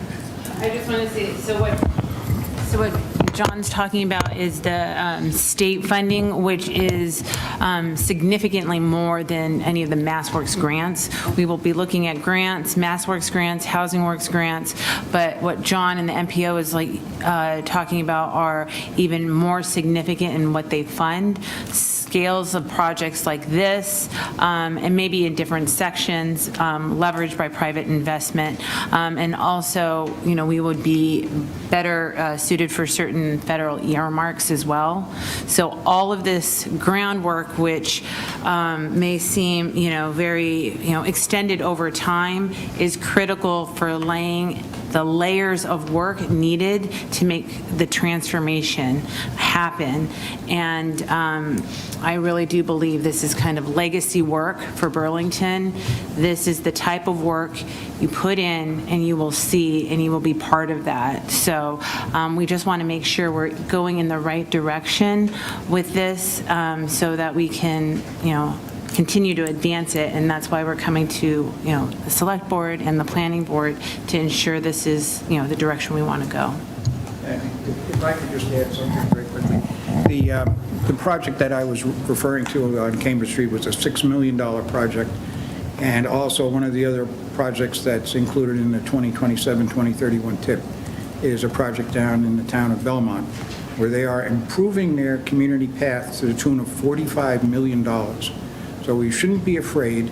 We should go ahead and look at the plans and decide what do we want for Burlington. Thanks. Thank you, John. Thank you. All set. Thank you. Joe, Thank you all. Well, thank you, Mr. Chairman. No, the presentation was fantastic. There's just so much behind this, and there's a lot.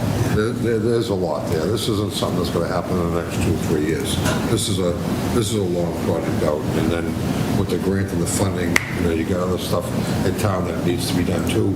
I don't disagree with this in any way, form, shape. This should be done for the pedestrians and to make that area over there a little bit more safer for people walking by or driving, actually, because the number of accidents I saw in there, especially where they want to put housing up on top there. So, I mean, I'm in favor of this, but it's such a far way out right now that to me, it's more about the funding than anything else. How are we gonna pay for that? And this presentation was fantastic. I didn't get bored once. So that's saying a lot, actually. That is That's the highest, high marks from him. highest compliment you can get in this room. Thank you. 12 years later, one time did I get bored. Thank you. That is a stellar. So, Nick, remember, we're approaching I know, we're Nick, close to the 9 o'clock hour. we're about Sorry. I know. 50 minutes in. Okay. But you know what? First off, talk about whiplash, right? We go about a logistic utility, conversation, about a substation to this massive vision of what, the Middlesex Turnpike corridor can become. I'm glad that we had the recess, just to kind of take a minute. Well played. And Melissa, I hate you so much because you come here and you put wonderful things in front of us, and we have to go, oh my God, how wonderful, how wonderful, how wonderful. And I don't get to knock you very often, and so damn you straight to hell. Look, before you guys even started talking, now, in fairness to you guys, I didn't have a chance to watch any presentations or look at this beforehand. I'm coming into this completely blind. And one of the first things I wrote down was my biggest concern, avoiding turning Middlesex Turnpike into a Route 1 or Route 9, cluster, right? Where it's just open and it just feels like there's cars everywhere and it's just asphalt and you're like, God, where am I, right? But you're there because the amenities and the retail is there and you're like, well, I need that. I need to go to Bed Bath & Beyond. I need to go to the Natick Mall, wherever I'm. Here I am, trapped, on this, mini freeway full of retail experiences. And this helps us avoid that 9,000%. I was geeking out the entire time. A small fact about me is that I actually minored in urban planning. Oh, cool. So despite all my marketing prowess and my annoyance around brand, urban planning absolutely fascinates and tickles me. And so this was just wonderful, the way you guys broke it down. I mean, truly a wonderful, thoughtful exercise. I cannot thank you guys enough for the level of effort that went into this. Not just the vision, but the fact that you're taking it all the way to say, we know that there's logistical problems. Here's where they're going to hit the most.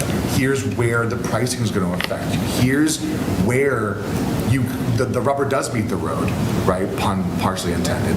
That's going to help us take this over 20 years, right? To envision, because it's one thing to look at something and go, oh wow, how pretty is that? How cool is that? We can't afford that, and then we all walk away from it, right? We blew a grant for nothing. Right, to say we had this wonderful presentation done. At least you guys got paid, right? This has traction to it, right? And so I appreciate you guys doing that. And I think now more than ever, with the growth of the residences and needing to develop a more versatile area that encompasses the notion of pedestrian movement, right, and getting us that last mile, right? To say, hey, I'm going to park at the mall on Saturday at 10, and I got a couple errands to run, and then, geez, yeah, I can walk to X, Y, and Z, right? When Nordblom was in front of us for the 129, 131, thing, I mean, we're talking about, what can be done. The ask was, well, how much traffic is going to cut through the Weinberg Plaza to get to the mall? Right, like as you fill that place with people, how are now they going to diversify and spread? And so one thing I do want to keep an active eye on, and Sarah was raising this earlier, is strategy versus behavior, right? Because you were speaking to the notion of changing behavior, right, through the landscaping and through the activity. And the first thing that popped in my mind was this old visual of a sidewalk at like a 90, right? It comes to the road, cuts down, but the worn path at the 45. Right, the physical person user experience of, well, I don't want to go all the way around, I'm just going to cut across the grass, right?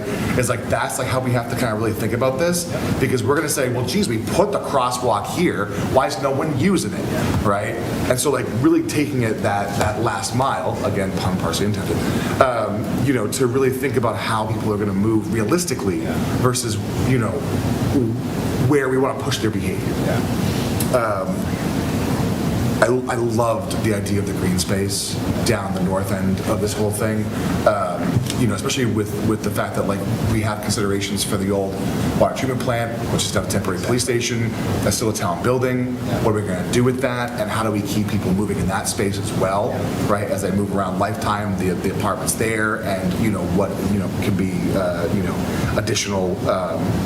Municipal space, this gives the entire area an opportunity to evolve, right? Whether it's done through public-private partnerships as they develop, as things that we want to invest in. I mean, we mentioned Arlington and Belmont and other places, right? But Bill Ricken is investing a massive boatload of money into their 3A re-envisionment and how they're widening sidewalks with the brick, between the road and the tree. Like they're like, hey, we too want to experience, business and residents down our neck of the woods. And if Burlington's not going to do it, come up the road a couple miles, right? So, to continue re-envisioning and transforming our space, I think is critical over the next 20 years.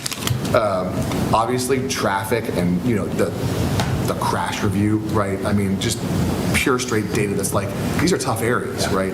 And we know that, but, ways to mitigate it, I think, are going to be really important going forward.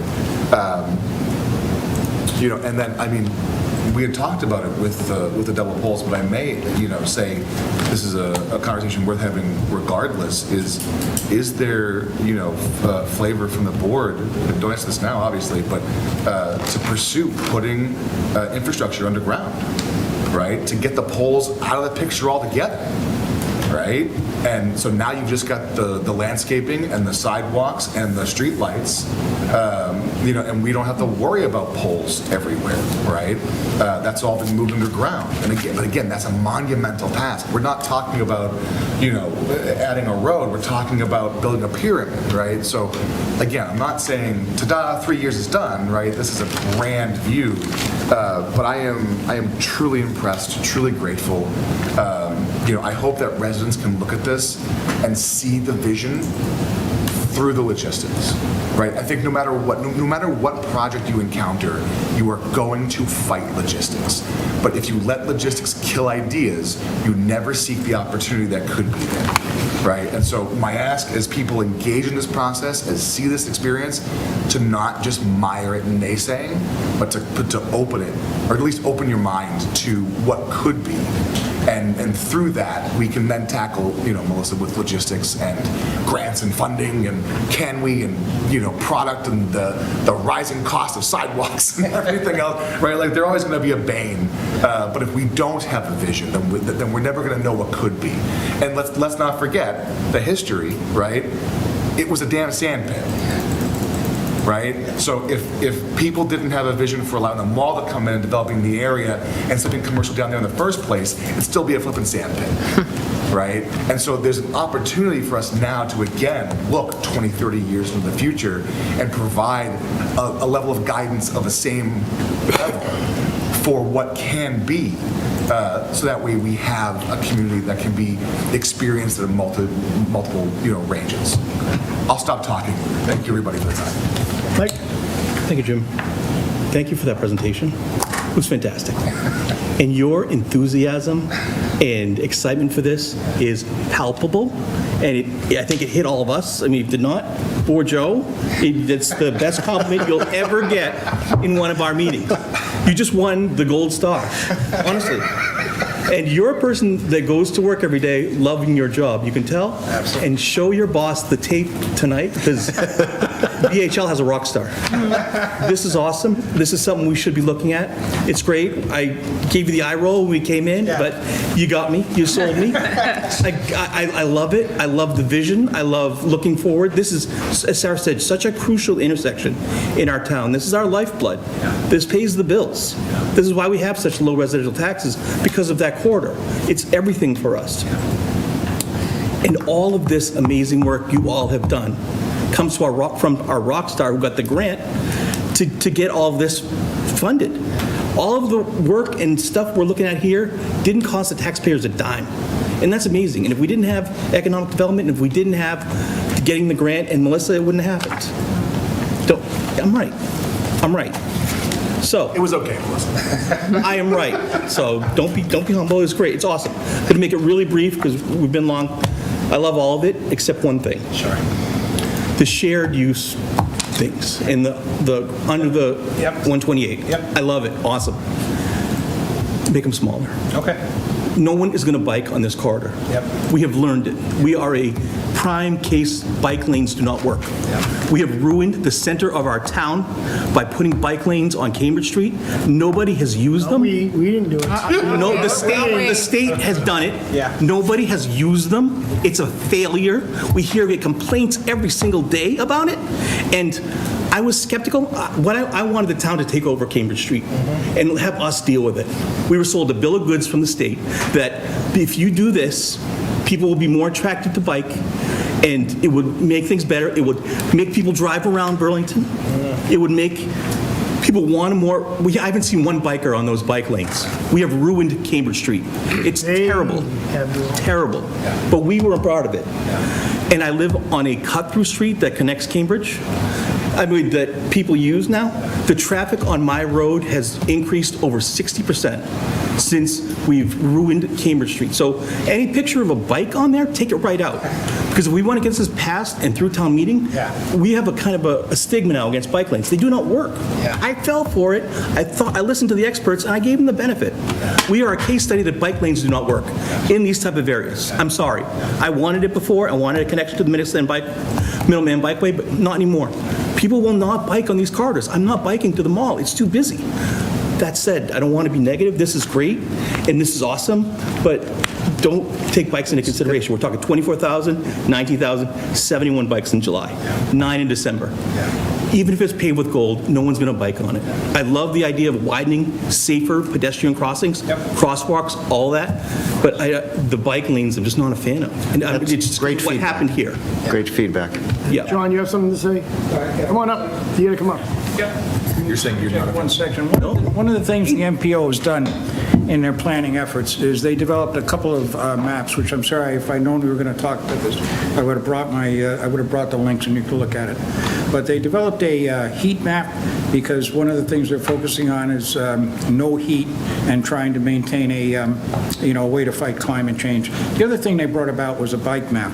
And one of the areas, well, we can't put a map up now, but one of the areas, like sort of where the Northwest Park is, and up in that way where it connects to 62, they did surveys. And the surveys, the data comes from a program called Replica, which takes data from Google Maps. So if you put in a destination and then you start biking, Replica grabs that data. So it's real time and it's real people that are doing the bikes.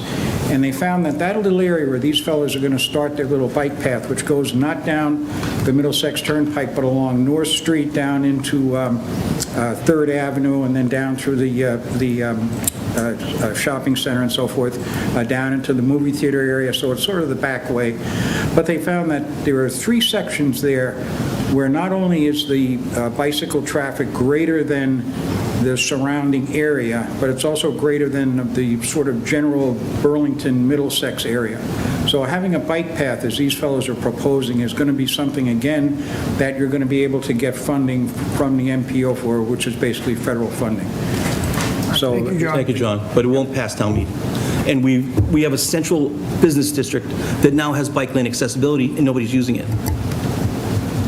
Exactly, because of the danger. Now, the path what the MPO did was, remember, they're surveying people that are actually riding these routes, because the data comes from when you put into Google Maps, I want to go here, and the map goes beep, beep, beep, and it also, Replica buys that data from Google, and then they concentrate it and they present it in a graphical form. Again, I know it's a very nice map, it's all green, some pieces are more green than others, and that shows where the heaviest bicycle traffic is. And then when I was at the planning board meeting, people on the planning board identified a couple of fellows from the Northwest Park and that Nordblum and so forth, and that these guys are big bicycle fellows, and so that's probably part of why the traffic is increased on their survey. But again, that little pathway and connecting to the Middlesex Bikeway, that's part of what the Belmont Community Path was all about, that whole project, for which Belmont received the $45 million so they could put it under the T in Belmont Center. Again, also in Swampscott, there was, I can't remember how many millions that was, again, to extend the north something bikeway. So again, you don't have to, this is what I was trying to get across when I was presenting earlier, is that don't worry. Don't worry about the funding. Have the ideas, have the vision, and you'll see that that's what everybody wants to do. Thanks.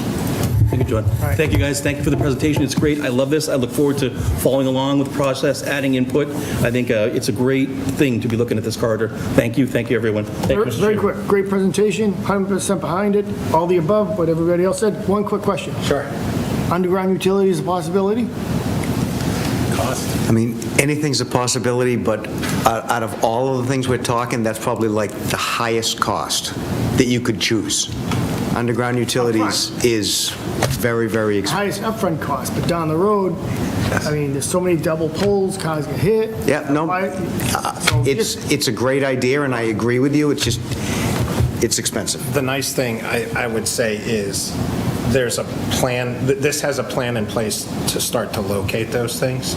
So you have a framework, and if it's done in section, by zone, or what have you, you can start to string them together however you decide to do that. So I think it's worth, continuing to go that route. So you say there's a chance. I mean, referring to the sketches that Evan was presenting, right, he showed like those utility corridors, right? So to your point, that could be where you could plan for that, and it could be incrementally, section by section, et cetera. And if you're redoing these areas to do the improvement and it's already torn up, instead of going back or doing it proactive, that's when it needs to go in. So there's a construction sequence and there's logic behind it. Okay. Thank you. Anything further? Melissa, anything, or are you good? No, thank you so much for your time. I really appreciate it. Thank you very much. Okay, thank you, everyone. gents. Thanks for coming in. Thank you, Thanks so VHB. Item number 10, approval municipal aggregation agreement. Sam, John, I'll go to you on this. Yep, Sam, recognize Sam will tell you why he's here and what we need to do. This has to do with our municipal aggregation agreement that we signed a couple of years ago, and that is expiring, and Sam will explain. Great.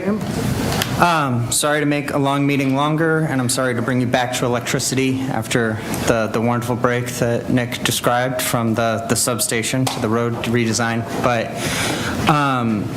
just want to hit on our municipal aggregation program has been a tremendous success. We only have actual data through December of '25. I expect that January, February, March to be coming in a couple of weeks. But with projection of known pricing and using like a year's worth of usage, I'm projecting that the town overall, so the residents and businesses, by the end of the contract in September, will have saved $2.6 million over a 2-year window. That's an 11.5% savings if the program didn't exist on your supply side of the bill. So that is per household, $250. Per commercial business, it was like $800. And for the 4 industrial users, it was $21,500 on average. So it was great savings, huge success. The only downside is that we picked a 2-year contract term, and hindsight, I would go back in time and I would tell you all to do a 3-year term. Pricing has gone up, projecting about a 20 to 25% increase in the price. The good news is that the indicative pricing that we're getting is still better than what Eversource announced as its rate for August 1st through January 31st. Eversource is going to have a rate of 17 and 0.3 cents with a few other decimals on there. And we have, our most recent number is like 16.3. So we're a cent under, but it's a huge leap up from where we've been at with 13.2. So the program will still work as designed, where you save relative to Eversource, but your bills are going to be going up this winter.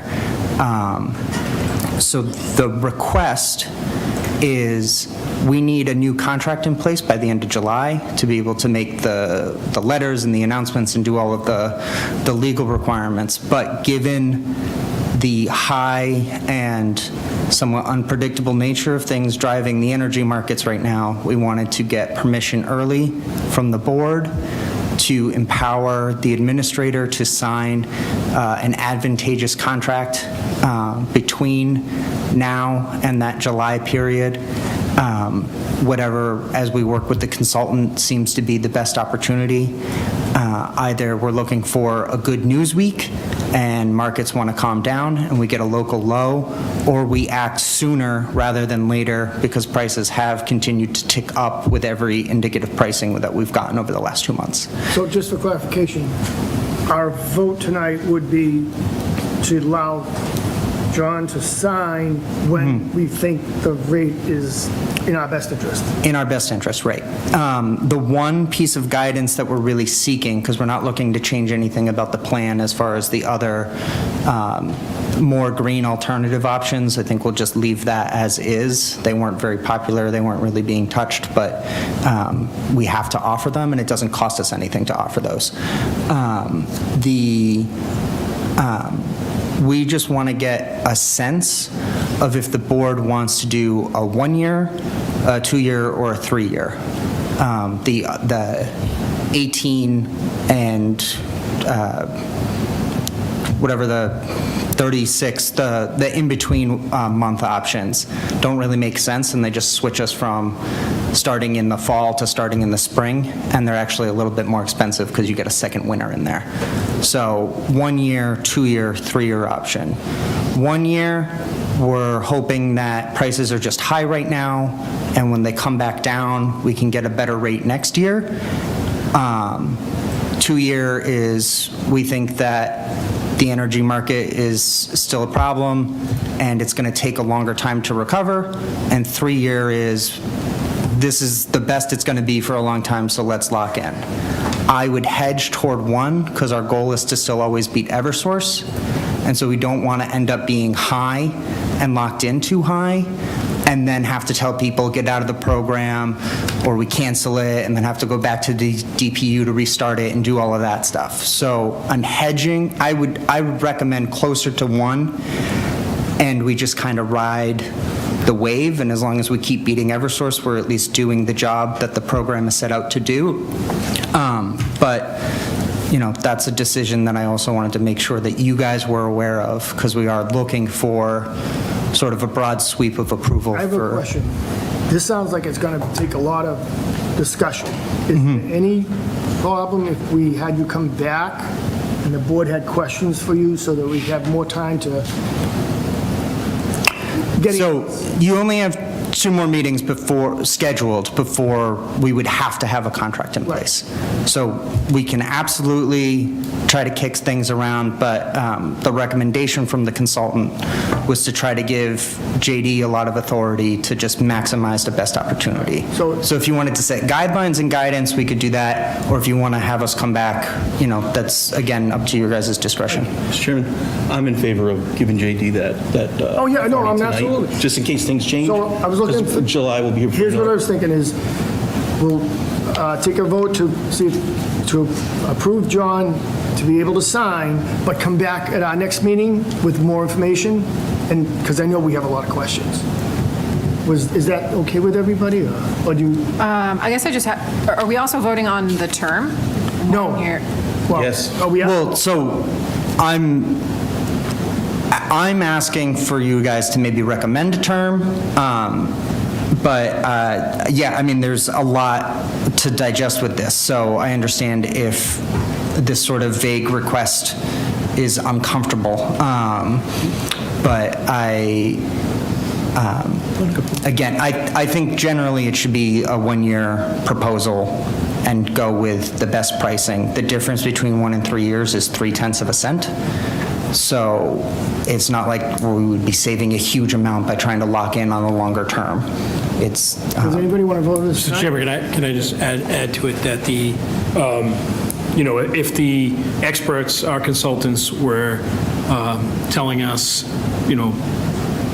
3 years definitely the way to go, 2 years definitely the way to go, then we would probably just wait and roll the dice on not getting the best rate. What the vote tonight does, and we certainly don't have to vote this tonight, but the idea was to then, all we would do if we didn't vote tonight is lose that 2 weeks, that if a price drop came in, if the price looked better in those couple weeks and they said, this is the time to do it because something in the energy market had a ceasefire or something, say, and all of a sudden there was a correction there, we could take advantage of that. Is that the end of the world if we don't? No? but that just leaves that option open. Either way, whatever we do, we're still going to have to come back to the board to say, here's what the best rate, this is what it looked like, and this is why we did it. But we wouldn't do it without the experts telling us, you got to hop on this now. Right. So I guess we could vote on it and say, give John the authority to vote in conjunction with the expert's opinion. Does anybody want to discuss that? No? All right. so- I'm sorry, I did have a question. I'm Yeah. sorry to belabor this, but, That's right. okay, so after we're on it for 1 year. After the 1-year term, prices are way up. Then we have to lock into a price that's way up, or do we go to the Eversource one that's 17? That's a penny Well, more. so Eversource is only going to be 17 from August 1st to January 31st. Then their February 1st to July 31st will likely be less than that 17. But then around this time next year, they will then be out to bid for their next August to January. So they do it every 6 months. The reason we get slightly better rates is because we lock in for longer periods of time. So the producers are like, I know where my money's coming from, because you guys are willing to pay me for an extended period. And that's the benefit of aggregation, is we can lock in for longer than Eversource. So Eversource, it's a more up and down, where winter is a lot higher than summer, and we kind of level it off a little. But if we do 1 year, we're back here next May, June, talking about needing a contract in place by July to have a new rate in for October. The risk is things continue to deteriorate and prices are higher next year. And so instead of getting 16 and change, it's 18 and change, but Eversource's rate might be 19 and change. So we're still, the math, the way the system works should still allow us to beat Eversource every time, but I'm not guaranteeing the pricing and the overall impact relative to the past is going to be any sort of savings or net benefit. Yes, Mike? Mr. Chairman, I think we should give JD the authority tonight. And what we're saying about 1, 2, or 3 years is just a recommendation. Right. Just a guideline. I trust JD to make the right call. If we recommend whatever and he finds within, like in a week, this big thing happens and he thinks that 2 years better, we'll sign the 2 years. Is there any other further discussion before that? And I think 1 year is the best. That's what we're going to say. You could authorize the town administrator to sign for a term up to 3 years, so that he can have that latitude based on what happens. Oh, all right. That's Knowing that the town administrator is not an energy market speculator and is relying on You see the constantly, future. relying on our Is there more discussion, or is that a motion? Rarifications. I want to make sure everyone gets a chance to Yes, discuss. anybody else have any? Look at it, what was it, about 5 years ago? We were at a quarter, right? It was 0.25, and we were sitting here yelling at them, why are our rates so friggin' high, right? And I think it's just, whatever we do, it's gonna be a gamble. So I think that if we give JD the latitude, with the hopes that we can save the residents a few pennies, which do amount to actual real dollars over time, that we should do it. Knowing that if we're like, hey, in 2 weeks we've changed our mind, put it back on the agenda, let's talk about it, we still reserve the right to do that, and then you've got the 2 weeks to maybe, save us a few bucks if things drop. I think either way, it's going to be on the agenda for the 22nd. Will either be an update or a review of what happened. Yeah, I think that's, in my mind, Mr. Chairman, that's perfectly acceptable. So, any further discussion, or does someone want to make that motion? I'll make a motion to give the town administrator the authority to go into an agreement on energy municipal aggregation for any contract up to 3 years. There's a second. I'll second that. All those in favor? Aye. Opposed, abstained, 500. Thank you, Sam. Thanks, Sam. Sam, Thank sorry you. it's so late. Sorry. Real quick, No, don't worry. is there anybody here for item 11 in the audience? Okay. If there's no objections, I know there's someone here for the public hearing, to take the public hearing out of order and go to item number 12, dispose of 0 Polk Street. Sure. All right. All right, I'm going to call this public hearing open and looking for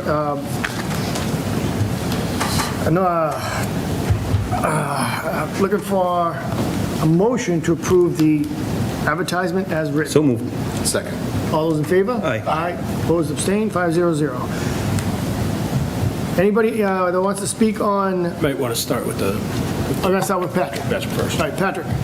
Thank you, Mr. Chair. So this is a unique aspect of our bylaw. So what this is this is not a public hearing to discuss the terms of a potential sale or to negotiate whether or not the town is going to sell a piece of land. But what this really is the board's compliance with Section 1.12 of the bylaws, in which the select board will be able to affirm that it is authorizing the town administrator to move forward with a sale of 0 Polk Street as approved by the January 26 town meeting, and essentially satisfying that aspect of the bylaw by having a public hearing prior to the procurement process ending for this piece of land. So a little bit about the history here. This was before town meeting in January. It is a small parcel of land that the town has been in possession since the 1970s. Town meeting authorized the select board to dispose of this property. And so on April 8th, we advertised that the town would be moving forward and accepting proposals and having a public hearing on the sale of this property. Those documents became available on April 8th for the public. We are here on June 8th for the public hearing. We advertised 60 days ago that in accordance with the bylaw, 30 days ago as well. And we have not received any comments. We have not received any comments from the public or all town officers that were notified. And the proposals for this are due on June 22nd, and then we'll be back before the board on July 13th to approve the sale if the town administrator and the select board see such terms and reach such terms that are acceptable to the board. So what we're asking tonight is the public hearing to be open, to hear any comments if there are any, close the public hearing, and authorize the town administrator to enter into negotiations with any proposers to be in the best interest of the town. Thank you. Anybody, any questions from the board? Is anyone from the public that would like to speak on this?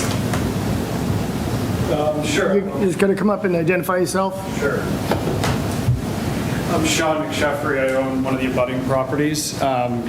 Mostly was here just for any information that could come out about this. First and really primary question, I guess, the only thing I have is there, from the perspective of this board, is there any reason that if one party were to buy this parcel that it could then be split to both parcels? The reason I ask is that piece of land has basically been utilized by those two parcels, I believe, since the 70s. As far as my neighbor and I are concerned, we'd love to kind of... Speak into the microphone. Oh, I'm so sorry. We'd love to keep it that way, and are just looking to see if this board has any opposition to, once that sale has gone through, to being split to kind of leave it the way it is. I know that we need to speak with the planning department as well as the building department about that, but just kind of going through the different boards to make sure we get the right answers on this or get answers on this. Patrick.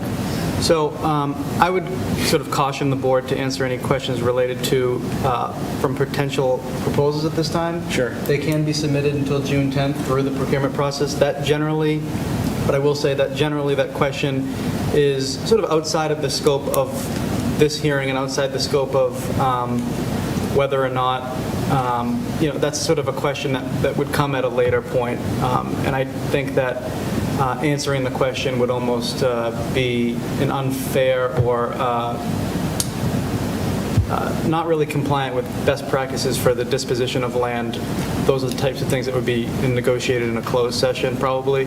But that is something that can be asked through the procurement process until June 10th at 7 PM, and then they'll be answered by June 15th. Sure. So we ask to do that. Anybody that is seeking to follow the bidding process, submit those questions, and then the answers are made public as well. Okay. So that everybody receives the answers at the same time for all questions that are relevant to the purchase. Okay, understood. So, I'm sorry that that's a little bit of a... No, I just wanted to, again, Relax try to that. gain as much info as possible as kind of get closer to that deadline date for the offers, so. Sure. Other question, I guess, would be, have there been title searches done on the parcel to confirm the ownership and everything was done and handled properly in the 70s, or is that something that would be at the due diligence of the potential buyers? Again, I would submit that question. Okay. And I can't answer that question in a public forum based on the procurement process, so all questions related to that would have to be put through that same. So Okay, fair enough. all potential bidders or proposers have answers to the questions at the same time. Okay, perfect. Do you have any questions, or? Just come up and identify yourself. Speaking to the microphone, please. Yes. Hi, I'm Connor Desai. I'm a property owner, 1 Polk Street, adjacent to 0 Polk itself as well. So as Sean said, I think we have a shared plot in between the 0 Polk itself as well. So I just want to know of the criteria for like the bid. I know, is it the price? Is it the lot? How we are going to use itself as well? Or is that something which I have to go through the RFP and that will help me more? Patrick. Yes, thank you, Mr. Chair. I would recommend asking all questions through the RFP process through the bid, just so that we can be sure that we're consistent with the procurement process and that we don't violate any rules or laws that would then put the sale in jeopardy in any way. Okay. So you can submit questions to that. You can submit questions to our purchasing office, or you can email me and I can forward them there and get them so that they're submitted correctly, and then everybody can get the answers to those. Perfect. Sounds good. Anything further? No. Okay. Nobody in the public for this? No? Okay, looking for a motion to close. Thank you for coming in. Of course, thank you. Motion to close the public hearing. Have a good night, everyone. All those in favor? Aye. Opposed, abstained? All right, motion, the public hearing is closed. What's our next step?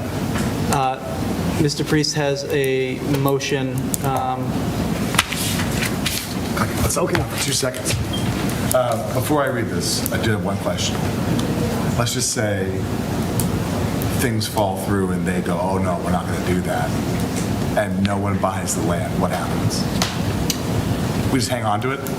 Yeah, I mean, Okay. yes, if we receive. Yeah, I mean, we could always reissue an RFP. We would have to think about whether or not we could reissue the same RFP. But we probably would, or we would probably just reevaluate our options. You know, the town meeting authorization does not have an expiration date, so if we decide that, or the town administrator decides and the select board decides that the offers were not advantageous or the terms were not advantageous, the town is under no obligation to move forward. So that's an important factor too. Okay, thank you. So then with that, I move to close this public hearing and move the select board dispose of land located at 0 Polk Street, subject to terms of disposition acceptable to the select board. I further move to authorize the town administrator to negotiate the terms of such a sale for consideration by the select board. Second. Moved and seconded, all those in favor? Aye. Opposed, abstained, 500. Okay, going back to item number 11, approval, cannabis delivery prohibition. Mr. Denizio. Thank you, Mr. Chairman. So hopefully you were able to take a peek at the memo in the backup, and there's also a proposed motion on there. The reason this is being brought forward is there was a regulation change or a state law change this past spring that allowed for cannabis delivery to be the default permitted use in every town, whether you had a prohibition against recreational marijuana sales or retail marijuana sales, which Burlington does. So in order for us to maintain that prohibition, what we need to do is petition to the Cannabis Control Commission for a waiver that would last 2 years. Since this is brand new, they've added the 2-year period to it. It's likely that that would probably happen again after 2 years. You probably have to do the same thing, but that isn't known yet. So that's the guidance we have now from our town council, that if the board so wishes to continue that prohibition, then this is something we need to do. So there's a motion in there that would allow the town administrator and town council to commission, to request a 2-year waiver from the Cannabis Control Committee. Joe, I'll start with you. Any questions? Sarah? I guess I'm confused, and I apologize, I didn't see the memo, so I'm just reading it now. Burlington does not currently allow cannabis delivery? So cannabis delivery is fairly new, and when the law was approved, it made it a default as a permitted use. So even if you don't have cannabis delivery in your town, it was automatically allowable. So we don't have dispensary in the town, but they could be delivered from Billerica or Woburn or something like that. So if the town wanted to continue to not allow the sale of cannabis in Burlington, then we would have to take this action. If we didn't take this action, then folks could have cannabis delivered in Burlington. I just see no issue, and this seems like we're putting unnecessary restrictions on something that is not an issue. Yes, we got a lot of people reaching out saying they did not want a dispensary in Burlington, that it was, increased traffic, distasteful, quality of life, property values, blah, blah, blah. Having it delivered from a different town does not seem like a big deal to me. I don't know, maybe I'm alone. So I had a follow-up to that. Yes, Nick? So my question was, how is it being delivered? So I looked into this. Okay. It is not DoorDash, it is not Uber Eats, you cannot do that. The state does not allow that. It has to be through the dispensary. Okay. They have to be licensed. Yep. And there has to be some guidelines about who is delivering it. They have to check their ID. And if you go into a dispensary, they're super strict about checking your ID, making sure it's, up to date and not expired. They will not sell to you if it's not kosher. Right. So the person has to check your ID when you get there. It has to match exactly all the things. So it's not something that people are door dashing. Are you signing for it? Like, it has to be I don't know that level of detail, but But it's being given to a person. yes, you have to be left at the step. residence. Yes, you Okay. have to be there. With your ID. With your ID. Yep. Right. Yeah, I mean, because it's that, for a second I was like, we door dashing drugs and just leave it on front doorsteps? That sounds super dangerous, right? More like was it Bud Hub? We're so late. We're making bad jokes. No, but if it's that level of security, then I also see no issue with it because dispensaries aren't in town, and people who are ordering it are ordering from a dispensary out of town and it's being delivered by a licensed registered individual and is being ID'd at the door. I mean, I don't see it. I guess let me ask you this then. From the administration standpoint, is there a logistical reason why we should put this in place? Or do we just leave it as is? I will just say this was brought forward because there's a prohibition of sales in town. That's the only reason. Okay, so If the will of the board is to not just take no action on this, we wouldn't petition to continue that. Joe? So if we don't take an action on it, what happens? It could just continue, it's a default use, so it could continue to be delivered. Get delivered to their house. Yes, Mike? Thank you, Mr. Chairman. I have no issue with cannabis sales or dispensary in the town. I don't even see any need to do this. However, the town told us they do not want cannabis sales in our town. And I will honor that, and I think we should vote to continue the prohibition. Thank you, Mr. Chairman. Yes, Nick? I would argue that this is not a sale in the town. This is a sale occurring through dispensary online. And like anything else that's not ordered online, delivered to your private residence, the town's not involved in any way, shape, or form. And this might actually be an overstep of governance that we're saying you can't have something bought and delivered to your home because we say so. Anything further? Honestly? Yes. I could care less one way or the other. right, I don't so- smoke, I could care less whether you get it delivered or don't deliver it, smoke it, grow Does it, anyone have a put it in motion, a pipe, do whatever you want with it. or is there a motion? There was a motion in the, There there's was a like motion a, in the, Right, but If there was it going to doesn't be a motion, that was a recommended. No, it's a recommended motion. Does doesn't- anybody have a motion, right? A motion? No one's making a motion, so we can't take action. Okay. Thank you. Next item, approval, telecommunications license agreement renewal. Thank you, Mr. Chairman. As the board may remember, several years ago, we did an upgrade to our public safety communications network, which one of the dead zones was over in the Kibble Court area, where police and fire radios didn't work even inside the building. It was a very unsafe condition. We were lucky enough to partner with Halsted to allow us to put a rooftop repeater in that, or a piece of equipment, and that agreement has expired. So we're looking to renew that agreement at the identical terms of the current agreement, which are, if you've looked at it, it's very favorable to the town, doesn't cost any money. So we would like to do the same and renew that agreement for 3 years. Okay. Mike, anything? Nope. Nick? Is there any benefit to, or I mean, I guess, could we extend the terms? Like, were they open to doing more than 3 years, or was 3 years kind of? Yeah, that's the max without town meeting approval. Gotcha, okay. That's all. Joe, anything? Nothing. Sarah? Nope. Okay. Seeing nothing, I have nothing. There's a suggested motion. Yeah, Mr. Chairman, I can read that. Okay. I'd like to move that the Select Board vote to renew a 3-year telecommunications license agreement with Halsted Burlington for public safety radio equipment, and further authorize the town administrator to execute the agreement subject to the review of town council. Second.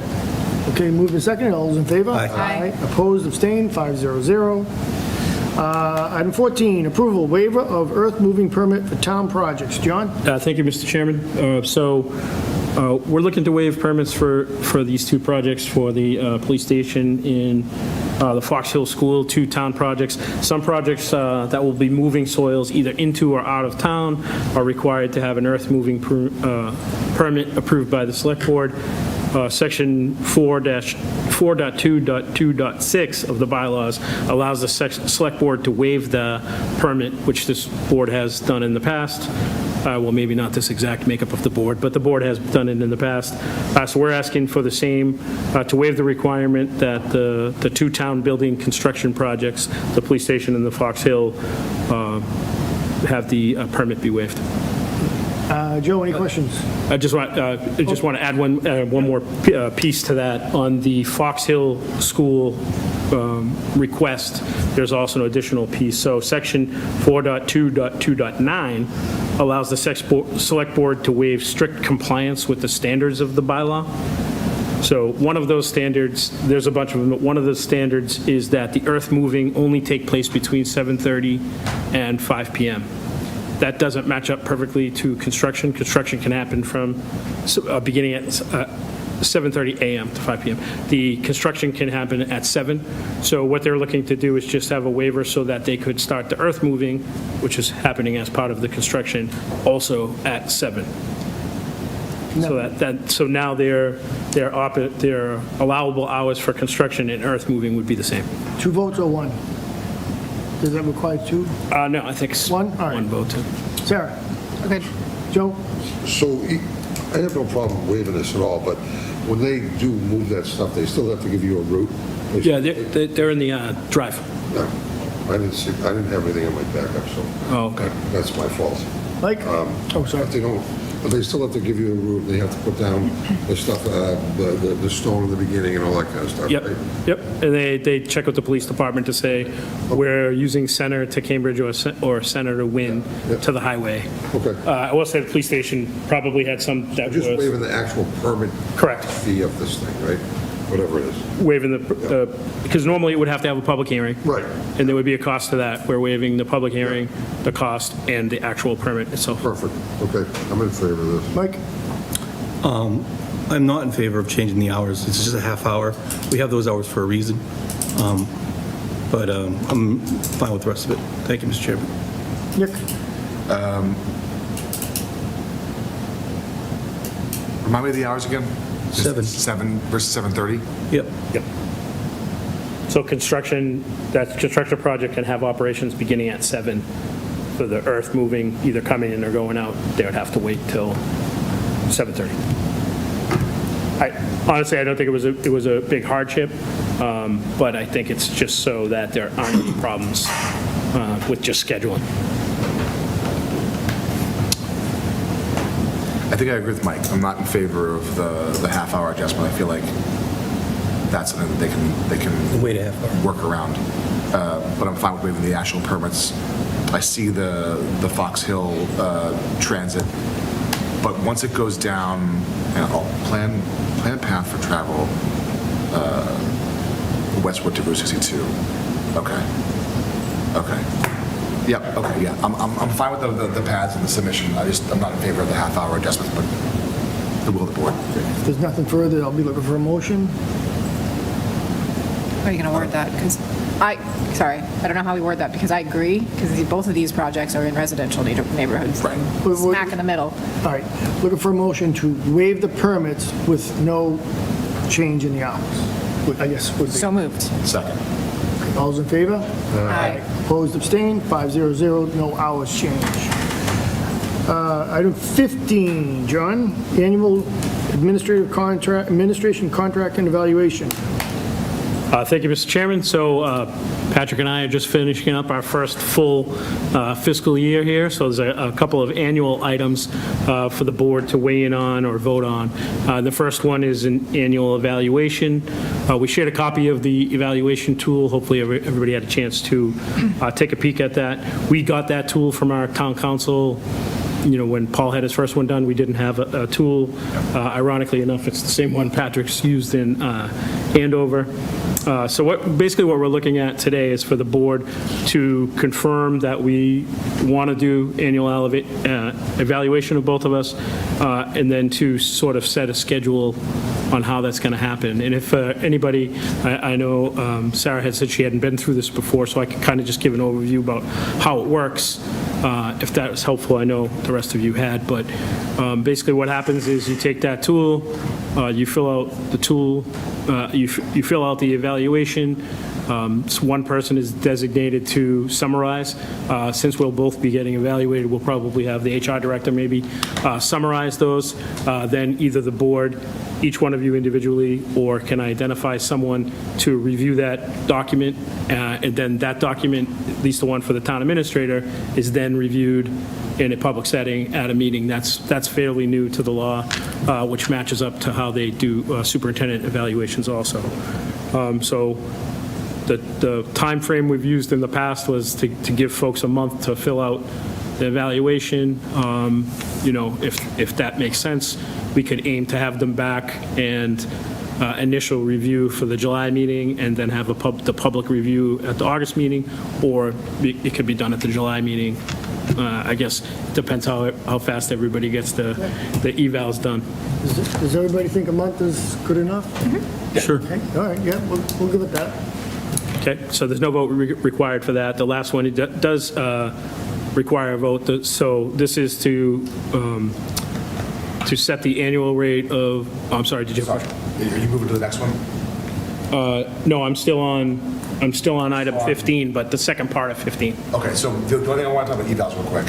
First off, I think evals are super important for anyone and everyone in a professional setting. Even if it just talks about like professional growth opportunity, right? Like whatever it is. Something we haven't done, but I'd like for us to consider, especially for you guys, I think it's just good feedback in general for like building culture going forward, is to maybe have Reggie be the one to reach out to a couple of the directors and ask for anonymous colleague feedback, right? Nothing crazy, just like a answer one or two question type thing, So I think it's just good for like an overall, because we experience you guys different than the directors experience you guys, right? But I think like having that colleague input is always great, especially considering the level with which you guys are at. So if you're open to that, board's open to it, and Reggie can facilitate, I would love to do that. Yep, certainly something we can make happen. I would welcome the feedback too. One thing that I forgot that I neglected to mention was about one of the feedback we got from one of the members was about goals. We've never formally set goals here, at least since I've been here.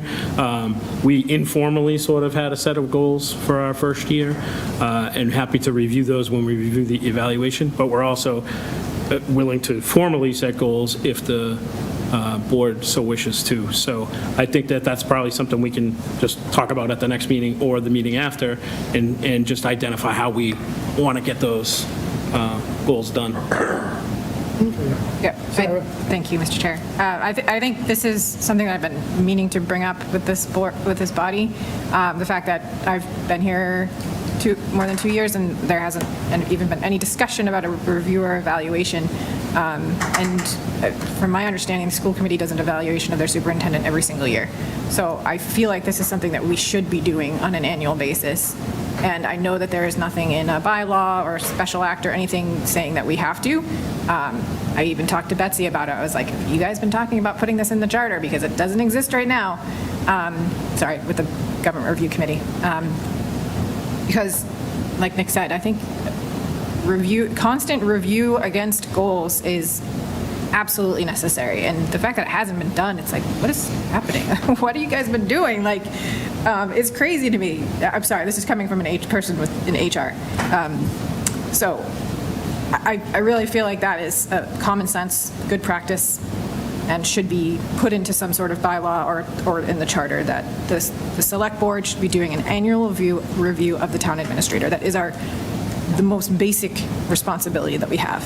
We don't just appoint, we have to also evaluate and review regularly. So just some feedback for the board. And I don't think that John should be running his own evaluation. I feel like we should pick that up as the board and chair, vice chair, whoever, and take the lead on that. All right, Mike. Thank you. Yeah, I agree with Sarah. I think we should be doing it across the board in all town departments. When I first joined the planning board in 2019, I asked HR for a copy of Kristen Kasner's review, and she had never had one. So I got Kristen Kasner her first review on record. So we should be doing it across the board. And it's not to get anyone in trouble, it's not to criticize, but they help with development, they help with finding out what you could do better, or they give praise if you're doing a good job. I mean, that's just as important as correcting people as telling people they're doing a good job. So it's both. And I think they're critical for employee development and retaining employees and keeping a good mindset and place to work. Thanks, Mr. Chairman. And just to build on that too, I think that the notion of goals is a great way for us to translate the strategic efforts that are happening here into the things that you guys are already doing, right? Like, it's not like the goals are going to be wildly additional to the work that you're doing in a particular year. But I think that it helps translate direction for everyone, right? And maybe even just give like town departments a better understanding of how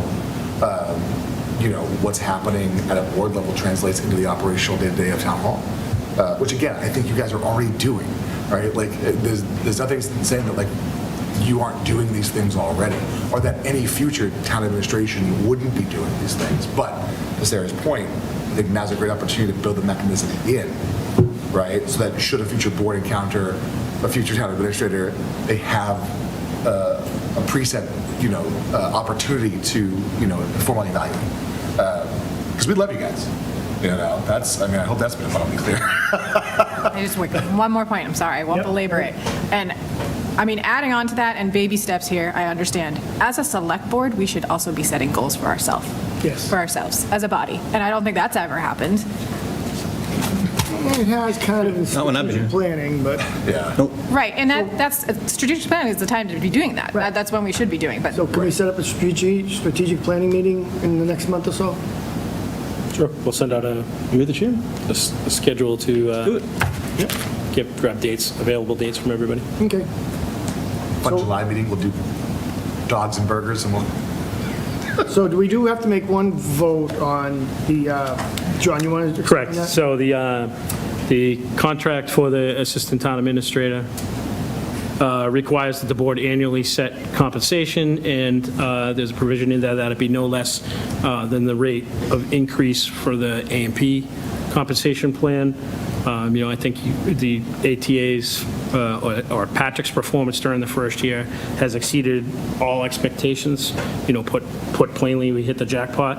I believe all board members have had an opportunity to witness that firsthand through work and contribution provided this year. So, my recommendation would be to approve the salary increase equal to the step and wage adjustment for the A&P staff. That was just approved that May. Any discussion on that? Do I have a motion to accept, motion for what John just said? So moved. Moved and seconded. All those in favor? Aye. Opposed, abstained, 500. Item 16, amended message board policy. Thank you, Mr. Chairman.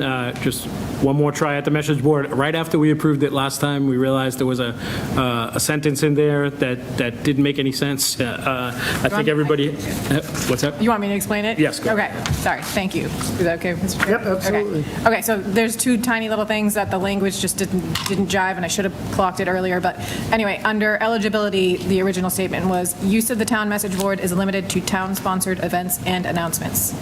Not all the events are town-sponsored. Maybe this is me. They're town-approved, but they're not all put on by the town. So we changed that word to town-approved. Okay.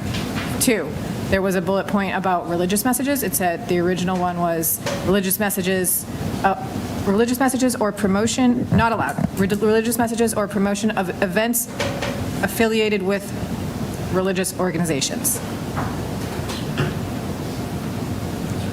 I think it was confusing to me that we do put things on the sign that where events are affiliated with religious organizations, like the Christmas tree sale, like the pumpkin patch, which take place at churches. And sometimes, the Scouts have events at churches or religious affiliations. So anyway, changed it to religious messages or not allowed religious messages or promotion of religious worship or doctrine, which I think is more in line of what we meant. Right. The wording change allows us the leeway to continue to support existing things without it being considered a religious message. Right. Right. Yeah, I support that. And this is a growing animal, because I talked with John today. It's brand new to us. The sign is new to us. So we'll probably be coming back to this again and tweaking it as we learn from something that's brand new to us. That was expected. Yeah. So, yeah, that's great. And then Patrick made some minor modifications to language as well. Yeah. All right. We all have the amended policy. Any more discussion? Is there a motion to approve the updated policy? So moved. Moved and seconded. All those in favor? Aye. Aye. Opposed, abstained, 500. Can I ask can I ask one question? Can we put a date of modification or on this policy itself, some sort of date that says That's a great idea. when it was approved? Yeah. Good idea. Okay. I will be looking for one more motion. No, actually, Mr. Brown, can do something? Something I wanted to say. You want to say something? Go ahead. Just real quick, I want to congratulate the BHA's class of 2026 on their graduation. It was a great ceremony. They did a great job. They were nice and quick. And a good job to the graduation party, overnight graduation party. I volunteered last night from 12 to 3, and I'm on 2 hours sleep. That's why I'm so tired. And they're looking for someone to take over, because Karen, I can't even talk, I'm so tired. Karen Waisner is leaving the position, so I'd like to see that tradition keep going. It was a great time, and the kids were safe after graduation on graduation night. Thank you, Mr. Chairman. That's all I want to say. Nick, anything? No. Joe? Sarah? I got one thing. I was able to attend the Eagle Scout ceremony this past weekend.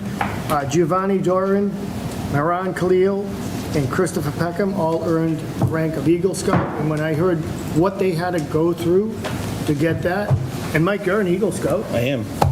Wow, that's a lot of work that gets that's involved. So that was a great event.